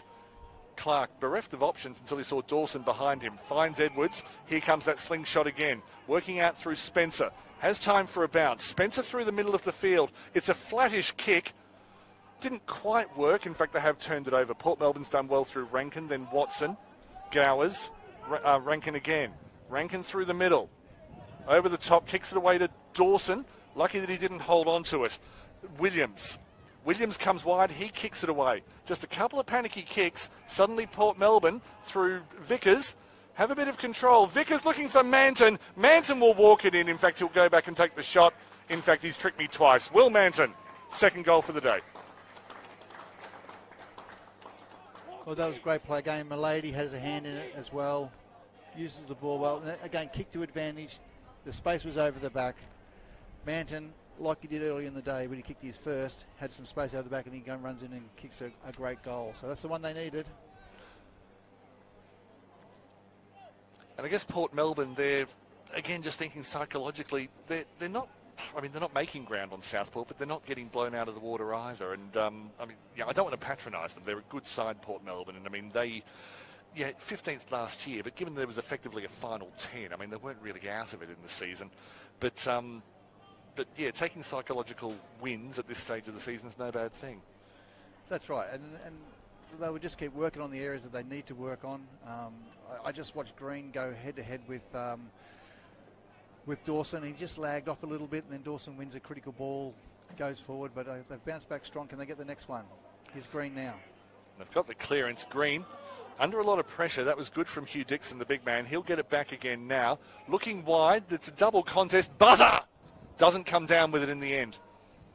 Gets it back. Goes for a big hoof. That'll be out on the full, but I don't think Southport will mind that too much. I think Buzzer, is he claiming it was touched off the foot? Not sure. They had 2 to beat there. They brought it to ground, which was good. Didn't quite take the mark, but then recovered quickly for a big dump kick inside 50. But as I said, as you said, Daniel, a turnover now. So let's see what the Boroughs can do. Can they get back-to-back goals? Well, it's with Garn at the back. And of course, they did get first hands on the ball from the centre bounce. Weren't able to make it count, but they've got to be feeling more confident in their plays than they were maybe even half an hour ago. Dixon went flying. Those marks were being taken uncontested a little while ago. They're not now. Edwards under double pressure, and that severely affected the kick. Charging onto it. Good attack on the ball, wasn't it? Sorry about that. It was Lockhart. Up the back, it's gone to Foot. In fact, no, Foot was just foxing all of us. It's gone to Moschetti. Moschetti very calmly finds Watson as the commentator finds his bearings. Outside 50, they're at left halfback Port Melbourne, showing a lot of composure. Comes back to Signorello. Looks for options. Not exactly a smorgasbord, but was able to find Vickers on the left wing. Haven't got a whole lot up forward, so they're holding it up a little bit. Ends up taking the easy kick inside to Guy Barnes, and I don't mean to mean it by calling it easy. Sometimes the obvious option's the right one. Just playing laterally. Should they have switched the play rapidly there rather than just ambled across? Well, they've got all numbers back, but that's also allowed Southport to get numbers back behind the footy as well. So let's see how Hurd, usually good by foot. Comes wide, found Baker Smith easily. Hurd's inside calling for it. It's all a bit cagey at the moment. So Southport's been able to set up strong behind the footy now. So now they're trying to look for hit-up leads. They blaze away, which it does. It'll just go out of bounds, yeah. Yeah, pushed out in the end spectacularly by the Southport defender. I believe that was Jepson. So in those types of situations, they've just got to get people running, creating the players without the football is the one that creates the play. So try and get those short 45s, try and find something. We're into junk time in the third quarter, so Port Melbourne, to their credit, have slowed things down. Moschetti goes to the contest. It was all he could go to. In the end, Miller went for the punch at full forward. Not a tactic that's in most coaching manuals. Why am I telling you this, Jack Barry? Well, I think it gives him a chance now to, it wasn't an intercept mark. He was able to defend the ball. He wasn't going to mark it, so it's a chance for him to get a stoppage. Their forward pressure has been good at times today, so they can get a nice quick tackle in and get a shot on goal. That might be just what they can do. Hooper back onto the ground for Port, as are Shannon and Lake for Southport. Just about fell in the lap of Woodcock. Going back to go forward, Will Sexton was crunched, and Port have been able to get it outside 50. Going back across was Rosman. Chaos ball at the back. No one really with hands on it. End up being kicked off the ground. It will just be a minor score. And I think the reason I didn't describe much of that play is because I had no idea. Well, little Vickers was right amongst it, and a double 2-3 little tackles there, trying to keep the ball in play, trying to get a little turnover there, but the ball's over the line, out through for a point. Southport playing it out, and a lot more contested ball. As on that occasion, Signorello got their second, but at least let his opponent in Jepson know he was around. Jepson's looked comfortable at the back today. Sexton, up the right wing, tried to kick at his brother, went over his head. Their sister Courtney plays for Bond University, won a premiership here last year as the free kick goes to Rankin. And a few people think that Courtney is the toughest Sexton. Garn kicked it to his former team. In fact, they weren't teammates last year because Dixon was playing in Western Australia. Dixon heads left, looking for Buzzer. Buzzer nearly needed 2 or 3 efforts there, as Garn was able to work his way back and did well, working through Flockhart, through the captain Hooper. Hooper looking wide, Gowers on the wing. Had to work quickly, or maybe he didn't, but he did in the end. Rourke Smith, not a huge number of options, lowered the eyes, but it was still to a contest. Crashing through, good defence from Southport in the form of, I think that was Will Sexton back there. Again, no one's really got possession at the moment. Hooper did well to charge that kick down. It squirted out sideways, went to Spencer. Willis Willis keeping it wide on the left, looking towards Jack Sexton. Came off the knees, and that'll be out for a boundary throw-in off the knees of Baker Smith. They're all taking the big, deep breaths there, but the Southport midfield group worked hard to get down into defence there to win that footy back. The wind has picked up. The temperature has dropped. If it's 20 degrees, it must be only just 20. It's Gold Coast. It's March. What's going on? Crossley looking for Heron. Missed it. Rourke Smith out the back. Walker not able to hold on to it. In the end, just berates himself as he comes off for a rest. Milady coming back onto the ground. Can he make a late impact for Port Melbourne? Also coming on is Manton. Been kept quiet today, Manton, but I'm looking forward to see what he can do in 2024. A goal machine at his best. Moschetti with, if I say it's the worst kick of the day, I say that in sympathy because he was knocked as he kicked it, yeah. So, but out of bounds on the full. But again, Moschetti's clearly got a bit of toe about him, bit of class. Yeah, but he's been busy this quarter. So just thumped by Clark, coming up the western side of the ground. Crossley in traffic. Just been biding his time. I suspect there's a big fourth quarter coming up. Looking towards centre half forward. Goes over the back of everyone, but that's going to fall nicely for Aiden Hall. Aiden Hall, first goal in VFL football on his debut. Well, he was Johnny on the spot, wasn't he? The ball spilt free over the back. And what Port Melbourne had done so well. It's only a goal apiece this quarter. It's probably even the contest. But a late goal gives a nod to Southport. As they kick there, that's their 10th goal for the day. That is number 10. 3 to foot, 2 each to Woodcock and Buzzer. 1 each to Hall, Heron and Dixon.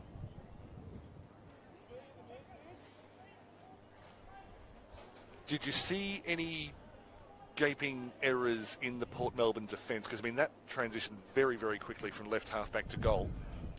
Yeah, no, I probably wasn't paying enough attention to how that ball come out there. I was actually looking at something else around the stoppage. But you're doing your job. That's fine. so there's a lot to look at. But again, it's been some of those goals we've seen today. You win some quick footy and you get it in quick enough. You got some space or green grass over the back there, and then they can cash in on. And he had space. The ball spilt free and a goal. So it probably happened at the stoppage more so. That sent him out to be taken again and become a ball up. But yes, Aiden Hall. I believe he's another Western Australian. There's Southport often raid the West. Or possibly this is a spot for people from the West that they seek to come to. Round the back, Dawson on his left foot. It's a very good weaker foot. Bank Smith. Tasmanian originally, made a real home for himself now in Queensland. And it ended up being a very entertaining sprint to no consequence. Yeah, the Grogan medalist from a premiership at Aspley a couple of years ago, and it's been great to see his transition up into the VFL, and looking forward to seeing how he settles into his second year now here at Southport. Not a lot of disposals today, but a lot of pressure acts. Hall, the goal scorer, up towards the 50. Fairly close attention at the back from Watson. So just outside the 50 is Port. Good bit of composure there, found Hooper. Mind you, I think it's in Port's DNA to look for Hooper. From the side came Miller, went without it. Manson was able to get it out of the contest, but kicked it away. Willis, very calm, and finds his new teammate in Jepson. Yeah, they don't panic in defence, do they? They just take their time, they work for each other, and it's a nice clearance out, ball out in the middle wing now. Even when they move it quickly, they don't panic, as Mantique got that to foot, I believe. Comes inside to Lake. As the recruits combining well, Campbell Lake, already a VFL Premier, of course, with the Suns, but looking for a more responsibility in his role this year as Bank Smith was well tackled off the ball. Hurd able to clear, found Watson. Lovely kick by Hurd under pressure. Yeah, he's grown into this game after just some wobbles early. Hooper in the middle. They're using him a lot, and why not? Looking for Manton. That's the first time he's been able to do that today. Get separation from his opponent and take a mark 50 out. Doesn't blaze. He lets go of the Australian word for whoops. And it's taken by Spencer at the right back pocket. He drove along. There was a shortened option if he wanted it, but he probably felt like he could nearly go the distance. Well, do you feel that responsibility as a full forward or key goal scorer that sometimes it's actually the weaker move not to take the shot? Oh, I think the coaches just want you to take the best option. But you're right, sometimes they want you to own it, but I don't think that style of kick was ever going to make the distance. Oh. Dixon! Highlight reel alert. VFL.VFLW on social media. Mind you, if you've just seen that kick, you're probably on it already. Hugh Dixon, a VFL debut, pulls down a rainmaker. Over the head of Crossley, creates space for Woodcock. Woodcock looking to beat one tackle just over the shoulder from Fraser Rossman, who's looked good in parts today.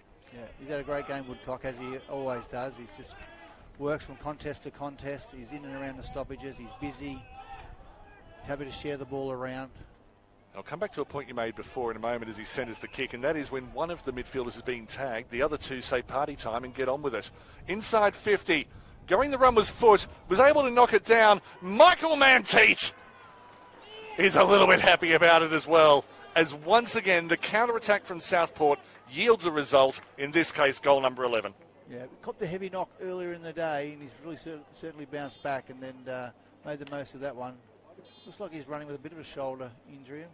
Not too sure, but that was just in the celebration. Yeah, but a good goal. And we talked about red time. What have they kicked? Two in the red time. Yeah. Yeah. So that's sort of hurt the evenness that they've done. Port Melbourne. Speaking with our colleague Chris Yeen, who would have just finished calling the game over at Carrara, which Richmond 76 defeated the Gold Coast Suns 53. But he described for Southport today, this was a statement game to say that last year was an aberration. Port Melbourne finished pretty much level with them last year, getting one over your nearest opponent this convincingly, and there's still a quarter left, but it's turning out to plan for the Sharks. Well, they've certainly hit the ground running. They've had a really good pre-season. I know Coach Daniels has been wrapped with the work ethic of the players, what they've put in, so they've come back fresh and they've come back hungry, and it's probably shown a bit today. The usual suspects working it out of the middle. Buzzer just slipped in back play. Goes to Foot. Already got a hat trick today. Good work on the ground from, I believe that's Highmore in the pink boots. Yeah, once they play a bit more games together, they get that synergy and the connection from mids to forwards. And Buzzer likes to get the ball a certain way. They've got to capitalise. Three-quarter time, it was Baker Smith before. Southport took them a while to make a move in this third quarter, but they made. But Sam Wetton will get us underway. Coolish at Fankhauser Reserve. The wind's been picking up and dying down all through the day as Miller takes on Crossley. On the ground was Anastasio. Getting forward position was Clark. Read that well off the boot. The Port coach has thrown young Flockhart up to full forward and matched up Miller into the ruck with Crossley. So that's not a bad idea. Let's have a look at the young fella up forward. See how he goes as Pesgood gets a free kick just forward of left halfback. Goes wide, a little bit tempo. As the fist came in from Campbell Walker, he's happy to see a throw in. In front of the Doug Hannell Memorial scoreboard. Most things here at Fankhauser Reserve are named after the greats of the club, not least of all Wally Fankhauser himself, after whom both the ground and this pavilion we're sitting in or commentating from are named. There's a bit of a tennis serve there from Jimmy Miller. Anastasio on the wing, looking inside. The target was held off the ball, and in the end it was very easy for Reece Clark. He tries to return it with interest. Back to the contest, but well taken in front by, I think, Baker Smith. Went to Rankin. In the middle to Hooper. Leading possession winner for Port so far in the game. Anastasio. Haven't seen much of him today. He'll be lively. Goes inside 50. In the end, a 2-on-1 to Southport. Couldn't bring it to ground. They'll play it out through Joyce, who picked up the crumbs over the head of Mantight. Still under a bit of pressure because there will be a boundary throw-in. Very much to Port's advantage. Ruckman working their way down the ground. Surprisingly that I thought young Flockhart would take the ruck work inside forward 50 and Miller would just stand back, but he's gone down to take it. Well, they've got an idea. Let's see if it works. Crossley got first hands. Anastasio. Anastasio goes for the snap. It's wide to the right. Misses, but I reserve the right to get excited every time Anastasio snaps. Key stat in that third quarter. Southport leading the clearances 41-30 overall, but in that third quarter it was 13-6. As Woodcock has it in defence, plays left. Quick 1-2, finds Joyce. Joyce will hack it out of defence. Not the best kick. Miller off the top of the boot, but it may just yield a return. Off the back, we're not able to bring down was Gowers. Umpire's found a free kick, and it's going to go to Manton, I think. Is that right? You have looked? Yes, it is. Archie Manton, yes. So again, chaos ball going inside there nice and high, whether it was a loose hand on the shoulder or something, but Manton gets the shot for his third. So, you know, this would be, at the end of the day, I think he'll be happy with 3. In a losing cause, and where he's been largely held, he's going to have days where he has a lot more opportunities and a lot more given to him on a platter than he's had today. But you're right, a chance to get a hat-trick with plenty of the fourth quarter to come. Archie Manton looked great off the boot. Unfortunately, looks can be deceiving. He's off to the right. But a couple of minor scores. I think days where you can, as I said, maybe not have the impact that you would like, but to walk away with 3 goals, you know, I think that's a good benchmark to work from. Well, it's indicative that you found a way. That's right. As Joyce comes wide, hits the ground in front of Dixon, keeps it in cleverly, ends up getting the run of Sexton, combines with Woodcock. Dixon on the ground, Woodcock in position 3 times, moved into 3 different positions, eventually got the ball. Then there was a push in the back off the ball, and the free kick will go to Hugh Dixon as Fraser Rosman holds his head as if to say, I hope my brain's not falling out. Dixon moves up towards the 50. Big fly, yields no result. Buzzer gets onto Baker Smith. Woodcock off the ground. Miller takes the easiest mark he'll take all year. Through the middle. Thought he'd overcooked it. Well taken by Manton. Long way down the ground. Has to kick to a contest up front. Went low. Just hit the chest of Gowers. Gowers, who's moved in that centre-half forward role, wasn't able to take control of it. They worked through the middle. And eventually, Shannon. In fact, I was right the first time. Lockhart. That was bizarre. Lockhart, will he win a free kick just inside the 50? I thought he might have had his legs taken out. Bit of cramp kicking in now by the looks. Just a ball up on the 50. Went out towards Green, was able to maintain possession. But again, the kicks are often out of necessity rather than by design. Spencer just goes inside, finds the run of Williams. Looking composed, the young player. Lockhart again. Jay Lockhart working into this game well. Hasn't had a lot of field time today. Getting some now. And a beautiful layup. Bit of fresh legs in the fourth quarter, yielding results. Yeah, Southport's had a really good all day. They've been able to just get to that fall of the ball or just make that mark, turn that sort of kick into a mark. Their work ethic's been really, really good. Away from the footy as well. So Max Pesgood, injured for a bit of last year, 6 goals from 7 matches, and I wish him an injury-free 2024. Looking to open his account for the calendar year. Won't do it with that kick. And cleaned up at the back by Anastasio, who's running goal square to goal square at the moment. He goes wide looking for Rourke Smith, was able to maintain front position. Knocks it to his own benefit and then gains a bit of field position.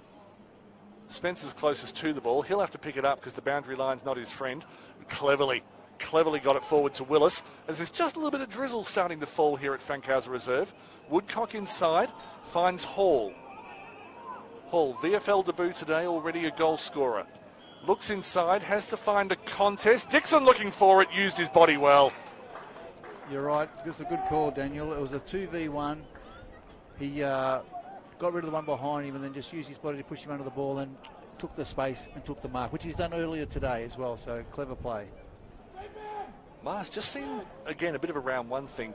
A few times Port have found themselves under the incoming ball rather than behind it, ready to charge onto it. I might see if I'm just making that up in a moment. But Dixon, just the 1 goal so far today. He'll have bigger days than this throughout the year. Easy kicking style, swinging left to right. It's good. Hugh Dixon has number 2.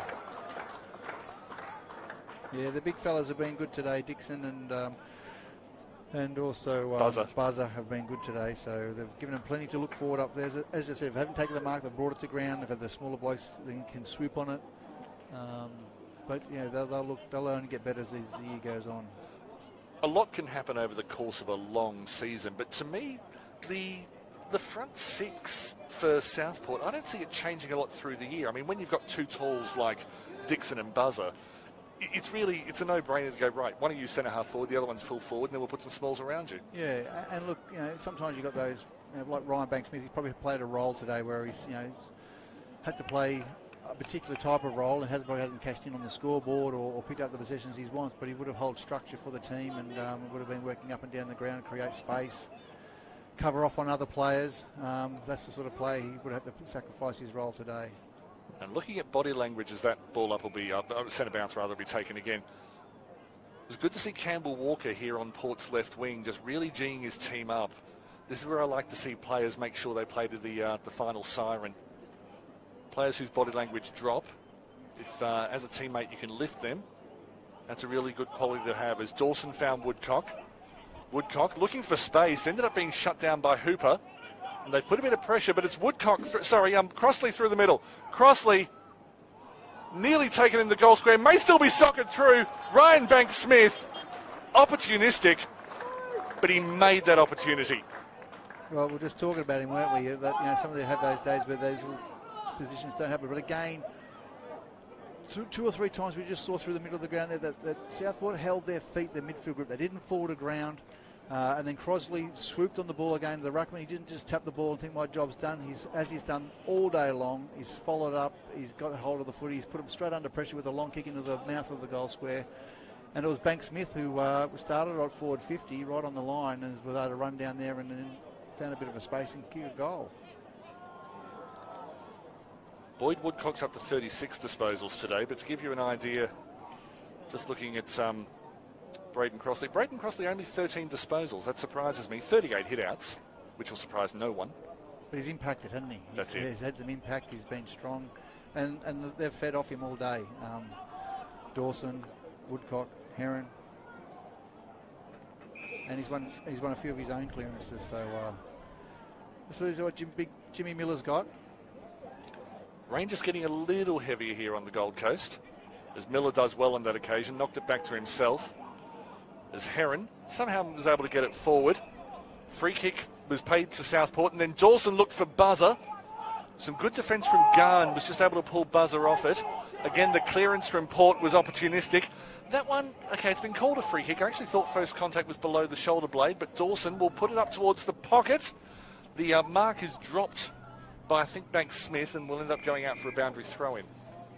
I've liked the pace of Southport today as well. They've reacted really quickly. Their ability to cover the ground at all areas has been quite impressive. So, they've got some good leg speed in their side.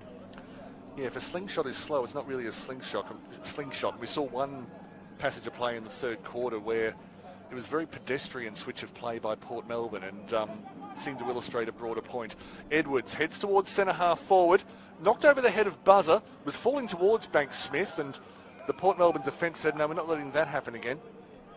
As it was brought to ground, I think that's Highmore underneath, and Highmore probably well, you could put an argument for best on ground for Port today. Well, he's a great intercept mark, but he hasn't been able to do that as much because they've always made it a contest in the forward line, as their talls have. So he hasn't been able to have that impact that he likes. And I think young Baker Smith's probably toiled hard as well. Agreed. So they've been there to try and make a contest, but they probably haven't freed up Highmore to be able to be that intercept mark that he probably relishes. The free kick was awarded to Walker, but it was taken in a way which would not please Scrubberlack. It was taken by Jesse Joyce. He moved wide, didn't come off the correct part of the foot. Zach Foote holds up his hand in apology, probably to save his teammates' blushes. And Zach, he cashed in early, didn't he? He was up and about really early. He was, the leading possession player on the ground at one stage there, and he kicked his 3 goals early and done the work. And now he's just probably fitted into more of a role and allowed the other players to do so. Next week, Port Melbourne are at home to Williamstown. Oof. That's Friday night. Standing room only. Friday afternoon, rather. But no, you're right, a big clash down there. The Water Derby. I watched Williamstown last night at Frankston, and they did really well. I think they'll only get better as the year goes on. Again, another club that's had a lot of change and turnover of lists. So 2 strong Victorian clubs, standalone clubs going head-to-head next week will be must-see viewing. I realise a lot of Victorians look at us up here in Queensland and think, what would you know about the VFL? Jack and I love our footy history, and trust me, the standalone clubs, there's a lot to love about them, and we do. Boundary throw in. Miller, he's not giving up. Got towards Dawson, got there behind Hooper. Comes out to Hall. Hall's looked very composed today, looked in the middle. In the end, the mark's taken by Highmore, but he did benefit from some good work in front of him by his teammates. Has Baker Smith to his left, short, ends up going further, was looking for Campbell Walker. Walker did well in the circumstances. In the end, Will Sexton was the one who got it towards the boundary line. And when you're leading by as much as Southport are, sometimes just playing it fast and furious in wet weather is pretty good practice for the season to come. Yeah, you're right. 150 years Port Melbourne, playing Williamstown next week. You know, it's such a famous club. It's compulsory viewing for me as a young kid watching Port Melbourne in the 80s and 70s and 80s with the great Fred Cooks and all those star-studded players they had. So they want to bounce back strong next week. As Highmore takes yet another intercept mark at the back. As on the ground was Lockhart. I think they found a free kick too.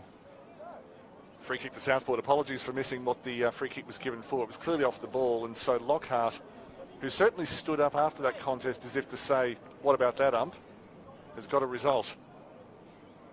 Jay Lockhart, 15 goals in 11 games last year.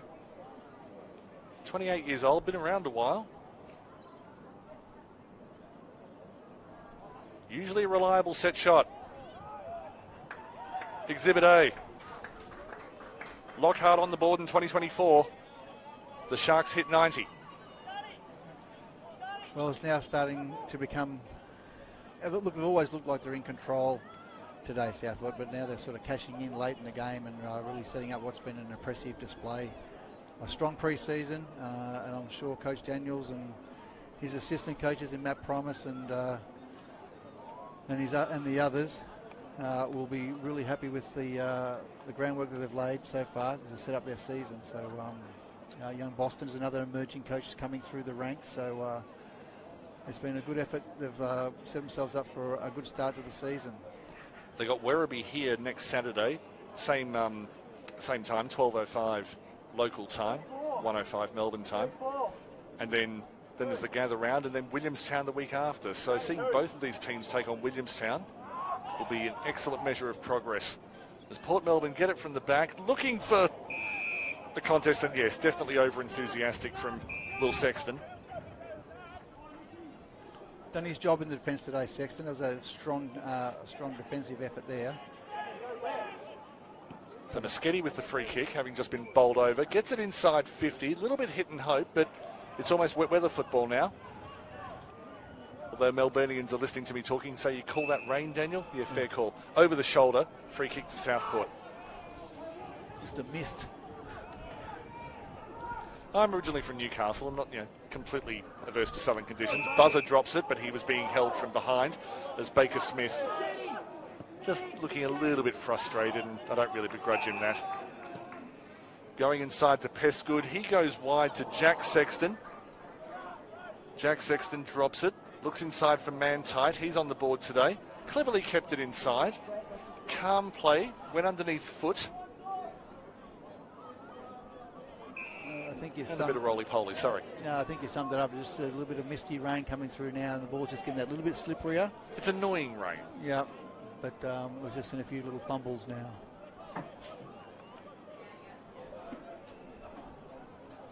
And for anyone who's watching this at the ground, which some people do, there is a women's pre-season game after this. Southport versus the Premier's Bond University, I believe. So if you're at the ground, don't leave, because you will see some pretty talented players in that little stoush. Of course, Bond University coached by Andy Lovell, so he'll be no surprise to a lot of players, a former Melbourne star. Less hair these days. Foot breaks away from the pack, looking for a bit of space, ends up having to retreat. It went wide. Inside went to Jepson. Hit centre half forward. Banks Smith from about 30 outs. Just a case of direction. And only just had enough on it. In fact, no, not even a behind. Well taken by Highmore. He'll play it out from the back. Finds the fairly safe hands of Tom Hurd. Would like to send Hurd in he's toiled hard down there, but would have liked to send him further up the ground. It looks like he's a good ball user.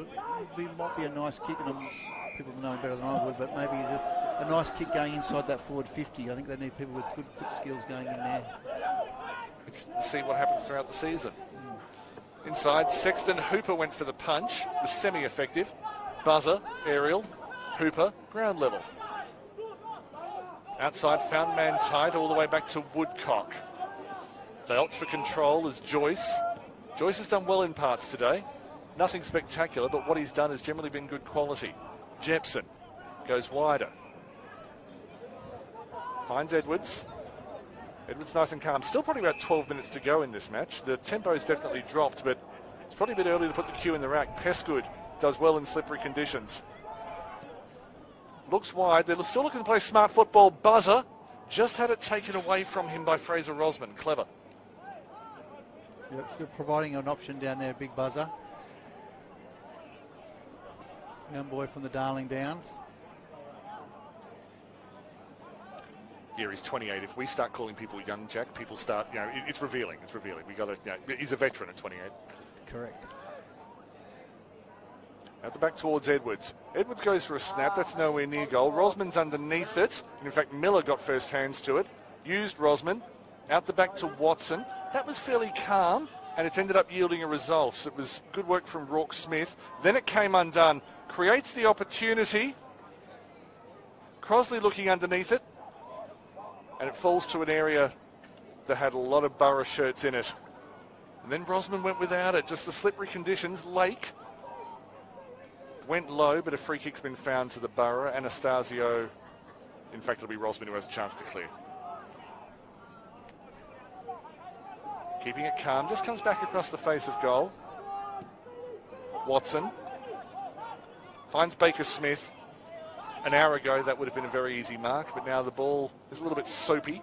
Comes out to Rankin, who started this game very well. I think he's been off the field for a fair amount of the second half, just for tactical reasons. Good mark in the conditions from Flockhart. He looks forward. There seem to be enough Southport shirts there, and in the end, it was only Jepson who was around it, not able to hold on to it, but recovers well. Outside 50, Milady has a chance, but didn't really have an option. Tried to just slide the kick to a teammate, and there was enough pressure on it. Well, that kick going inside, probably the difference there, that kick going inside there, Manton was just at the back of the pack there. You would have saw the Southport forwards would have made that a contest, and he's probably hoping it might slip over the back and he might get it, but he needed to get into there and make that contest, and the ball would have got to ground. And the Utes behind the play, forming what I like to call the suburban grandstand, as it came out to Rourke Smith. Inside, just went through the hands of Moschetti. And it's that kind of entry they wouldn't have minded back when the weather was dry. Southport able to hack it out. And well done to take a mark was Jay Lockhart. Just here in front of the broadcast area. I'm not entirely sure that's where that kick was meant to go, but it worked out well to Jack Sexton. Inside to Woodcock. Woodcock will finish today with the most disposals, not necessarily the most influence. Buzzer used his body well. Tried to make a slip look like a push. Crossley! The crowd loves a Braden Crossley goal. The Southport faithful always love it when the big man is on the board. It's a good goal and caps off what's been a really good day by Crossley today. Was he best on ground? Well, he's certainly in the argument for sure. I think, as I said... Call it. Come on, Jack Barry. We're paying you for this. Oh, I've liked his game. I like Woodcock's game as well, and Dawson, those two, and Herons. And so those four, I think, have been the most influential on the ground, and it's probably a toss-up. But with them, I think for Port Melbourne, Milady, he's probably gone out of it a little bit. Hooper's probably been one of their better players all day long. The skipper's just, as he goes onto the ground, back into the middle now, just worked harder and harder. And McComb, Milady, as I said, Hindmore showing a bit. So look, as I said, it's. Look, 97 to 36, you just don't want them to cash in now. Port Melbourne got to show a bit more spirit here at the back end of this game. Can they finish up with 8 or 9 goals? Can they find these goals, finish off strong, not just roll over at the end here? They've done some good stuff. Miller's worked hard. He'll have days where he gets more reward than he has today. Highmore again, touched in flight, was looking for the mark. Lake trying to crash through the bottom of the pack. Gets a gun on top of him. And in fact, the free kick's been conceded. Highmore not happy. Sorry, he wanted the free kick. It's a ball up. I misread that. Miller looking outside the pack. Rankin knocked it on. Eventually cleared by Walker. The rain just getting slightly heavier. Heavy drizzle, is that a thing? Turned over. That was a poor handball from Clark. Probably the only mistake he's made today. It's gone in front of Manton. Just went a little bit wide for him. Manton running onto it. Went for the impossible angle. It's got a bit of a left turn on it, but wasn't going fast enough, and in the end just ends up being an ordinary turnover, but it's a fairly exciting ordinary turnover. Yeah, no, good work there by Manton then. As I said, he's again shown some real good glimpses today. Hopefully he'll just keep getting stronger as the year goes on. And hopefully no one got seasick as the camera just did a quick retreat out of the rain. Lee's been doing excellent work in difficult conditions today, so thank you to Lee on camera. As Port Melbourne have the turnover just outside 50. Punch through. It was a good effort from Vickers. Yeah, he had to go for it. He didn't have anyone short. He had to go long. Here's a chance now for him again. Regaining inside 50. Getting some players around the ball. That was a good twist and turn from Walker on his weaker foot. Keeping the ball in front of himself was Manton. Manton off the ground again, looking for the impossible. That may have come off the foot. I think they stuck a goal. Well done. Yeah, good work there by Manton again. Kept the ball alive. Made something happen. His last couple of minutes have been really good. He's trying to make things happen, and a good goal late there. That was Signorello. He's got his hat trick. He's kicked 3. So again, these days where sometimes not everything goes your way, he's walked away with 3 goals, which was pretty good work. Named in the forward pocket. He's probably been a bit busier than just your traditional forward pocket, but no, again, good signs.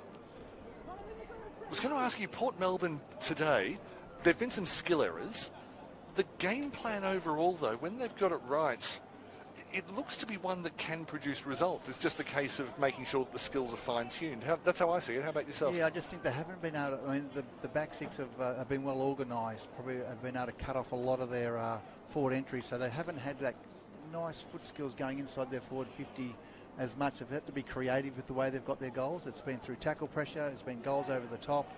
There hasn't been some strong pack marks, so to speak. So they've had to work hard for their goals, but I think it's probably going to be a work in progress. I'm sure Gowers and all those types of players will get better as the year goes on, and Rourke Smith can't just come in around one and everything just clicks. So it'll take a little bit of time, but they're working hard, I'm sure, for it to take place.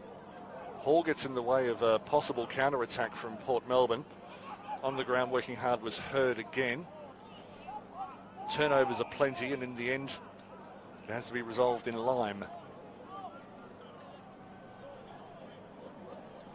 54-point lead. It was 60. And I do like a side that is going to be beaten but still finds a way. But Southport, they're looking to hit the century. Good by Rourke Smith at the back. Just came off the outside of the foot, but near enough to Hooper. And good support from Garn, came back to Hooper. The third effort from Campbell Lake, however, he's the reason that they've got a turnover now. Came inside, that was to Willis. Beautiful roll from Rosman. Not sure you get any points for that in this sport, but it was wonderful to watch.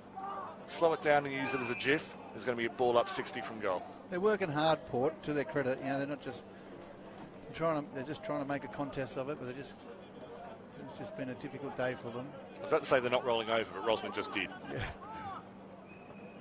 Crosley and Miller, it's been entertaining to watch. Miller went for the volley, kicked it straight to the ankle of an opponent. Banks Smith just kicked it away. You can see what he was trying to do. Didn't work. Good. Oh, apologies. No, Lockhart didn't come up with it. He was foxing. Sorry. No, he's in front. Well, Finds 50. Hooper. Yes. Silly from Dawson, but I suppose if you're going to do it in junk time of the fourth quarter when you're leading by 50. He might have owed him one from earlier. Who knows? Something happened there in that third term, but there's a bit of a push and shove, but I think it's all good. Here's a chance now for Port on the outer wing. Particularly as there's about 8 players taken out of play with a little scuffle at the back around Dawson. Port can use this. They've worked well. Signorello already got 3 for today. Looking for a target in the middle. Goes over the back off hands. It looked like it was going to fall to Felix Flockhart there for a moment. Yeah, that was good work by Manton. Then he worked hard to get the front spot. And unfortunately, he didn't get the free kick. The ball's gone out of bounds. But that was what he has to do. Works hard to get the front spot. If he can take those marks or create a contest. But that was a lot better effort. Trainer for Port Melbourne just settling the side down. Crossley gets front position.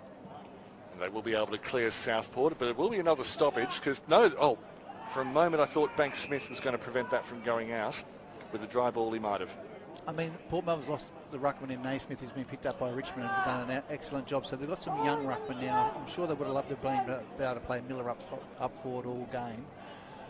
But he's had to go into the ruck this last half, and young Flockhart, who's been impressive. He's obviously a ruckman of the future. Him and young Hoffert, who's not in the side today, but they're boys to watch going forward.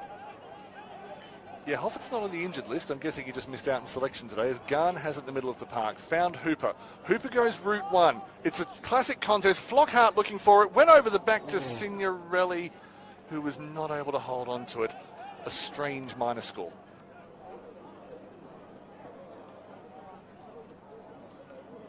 And I'm not sure that Garn's original kick wasn't a shot on goal, actually, for about 80 yards. But Southport coming down the right. Wouldn't be too long left. Players getting each other's way. Crossley's still down.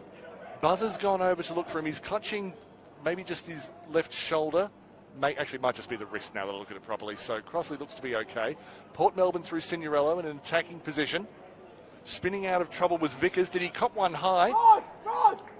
Has indeed. A shot on goal for Kyle Vickers.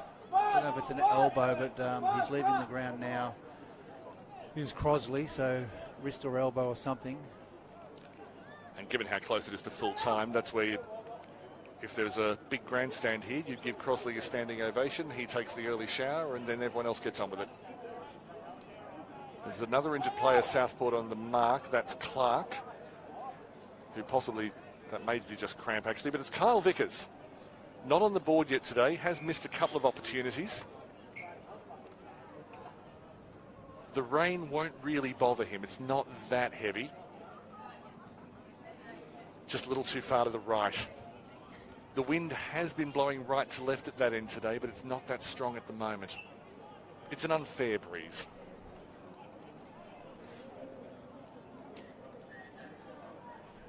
(97) plays 44. Closing stages. We'll wrap up the broadcast fairly quickly after the final siren, but Jack, if you don't have to give a 3-2-1, if you just want to give a big OG for each side, that's fine. But feel free to name your best for the day. Well, certainly, like, as I said, probably touching on before, the 4 players that really stood out to me today have been, in no particular order, been Dawson, Woodcock, Crossley and Heron. I think those 4 have really owned it. But I think for Port, really liked Hooper's game. You can see why he's skipper. He just battles hard all day long. And then also Milady early in the day, I think probably just dropped off a little bit in the last quarter. And McComb has also done well, but yeah, there's been other players that have bobbed up as the day has gone on. Certainly Southport's got plenty to work with. Their forwards look like they're going to be a handful this year. Yeah, pushing in the back, so free kick to Southport. Sorry, Jack. Yeah, and I think Port will it's just work in progress. They're obviously going to take a little bit more time, but in Melbourne next week against a traditional rival, I'm sure that'll hopefully bring the best out of them, and there'll be plenty of former Port past supporters and great players who will hopefully turn up for that big game. I don't know if it was a deliberate fixture, but given the significance of this year for Port Melbourne, first home game of the year against traditional rivals, whether by luck or design, perfect way to start the year for them. Yeah, that's right, and so I'm looking forward to catching that game. Ben Jepson, middle of the park. Apologies, Toby Watson kicks it away. Or rather, I think he kicked to the right spot. It was just too good a mark at the back from Reece Clark, who slotted right back in from where he left. Giving up the number 5 jersey to Jacob Heron. Looks pretty good in the number 18 in the same role. Working up the right-hand side. Speak of Heron, who forgot that when you bounce the ball, it has to be in the field. That's right, in the field. Southport's certainly happy to share the workload, aren't they? Share the ball around. Yeah. Happy to give it to the right person in a better position, but you expect it at this level of footy. 23-man game. And of course, Milady's VFL debut today, so very impressive. Went over the back of Buzzer, got ruck in the throat, but came back through Muschetti to Howard. Oh. Good attempt at a mark from Manton. Ended up coming without it. The second effort may reward him. Brought down. In the end, Gowers well off target, but just looking for lucky bounces now. In the end, they'll get a boundary throw in. It may be the clock is their biggest enemy as we approach 33 minutes in this fourth quarter. And we've had 5 goals, which probably isn't enough to push it out much further. He's been really, that's good. I was probably critical of Manton at one stage. I thought he could have gone for the ball, but ever since I said that, he's really contested the ball well the last probably 10, 15 minutes. So You're an influential man, Joe. No. I think maybe I might have misread it. Went inside to Vickers. Vickers is taken high. He'll have another opportunity.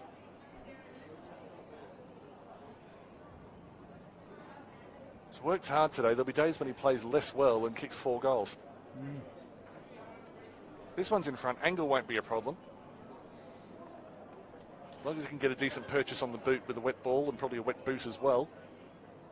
But this would bring up a half century for Port Melbourne, which is not, again, don't mean to patronise, but just little victories, little things to say, well, you know, we got past 50. It looks a lot better than 45. Vickers, goal umpire hasn't moved. Great goal. Deserved that. Worked hard today. Vickers on the board. Yeah, well done, Port Melbourne. A good goal there. As I said, they're playing the game right out to the end, which is what their supporters and club would be wanting them to do for each other. If you go to portmelbournefc.com.au, they are having a gala dinner on the 2nd of August later this year. So if you're a dyed-in-the-wool Borough fan, you probably already know about it, but if it somehow escaped your attention, be part of history, because your club is full of history, and good history. Yeah, fantastic history, yeah.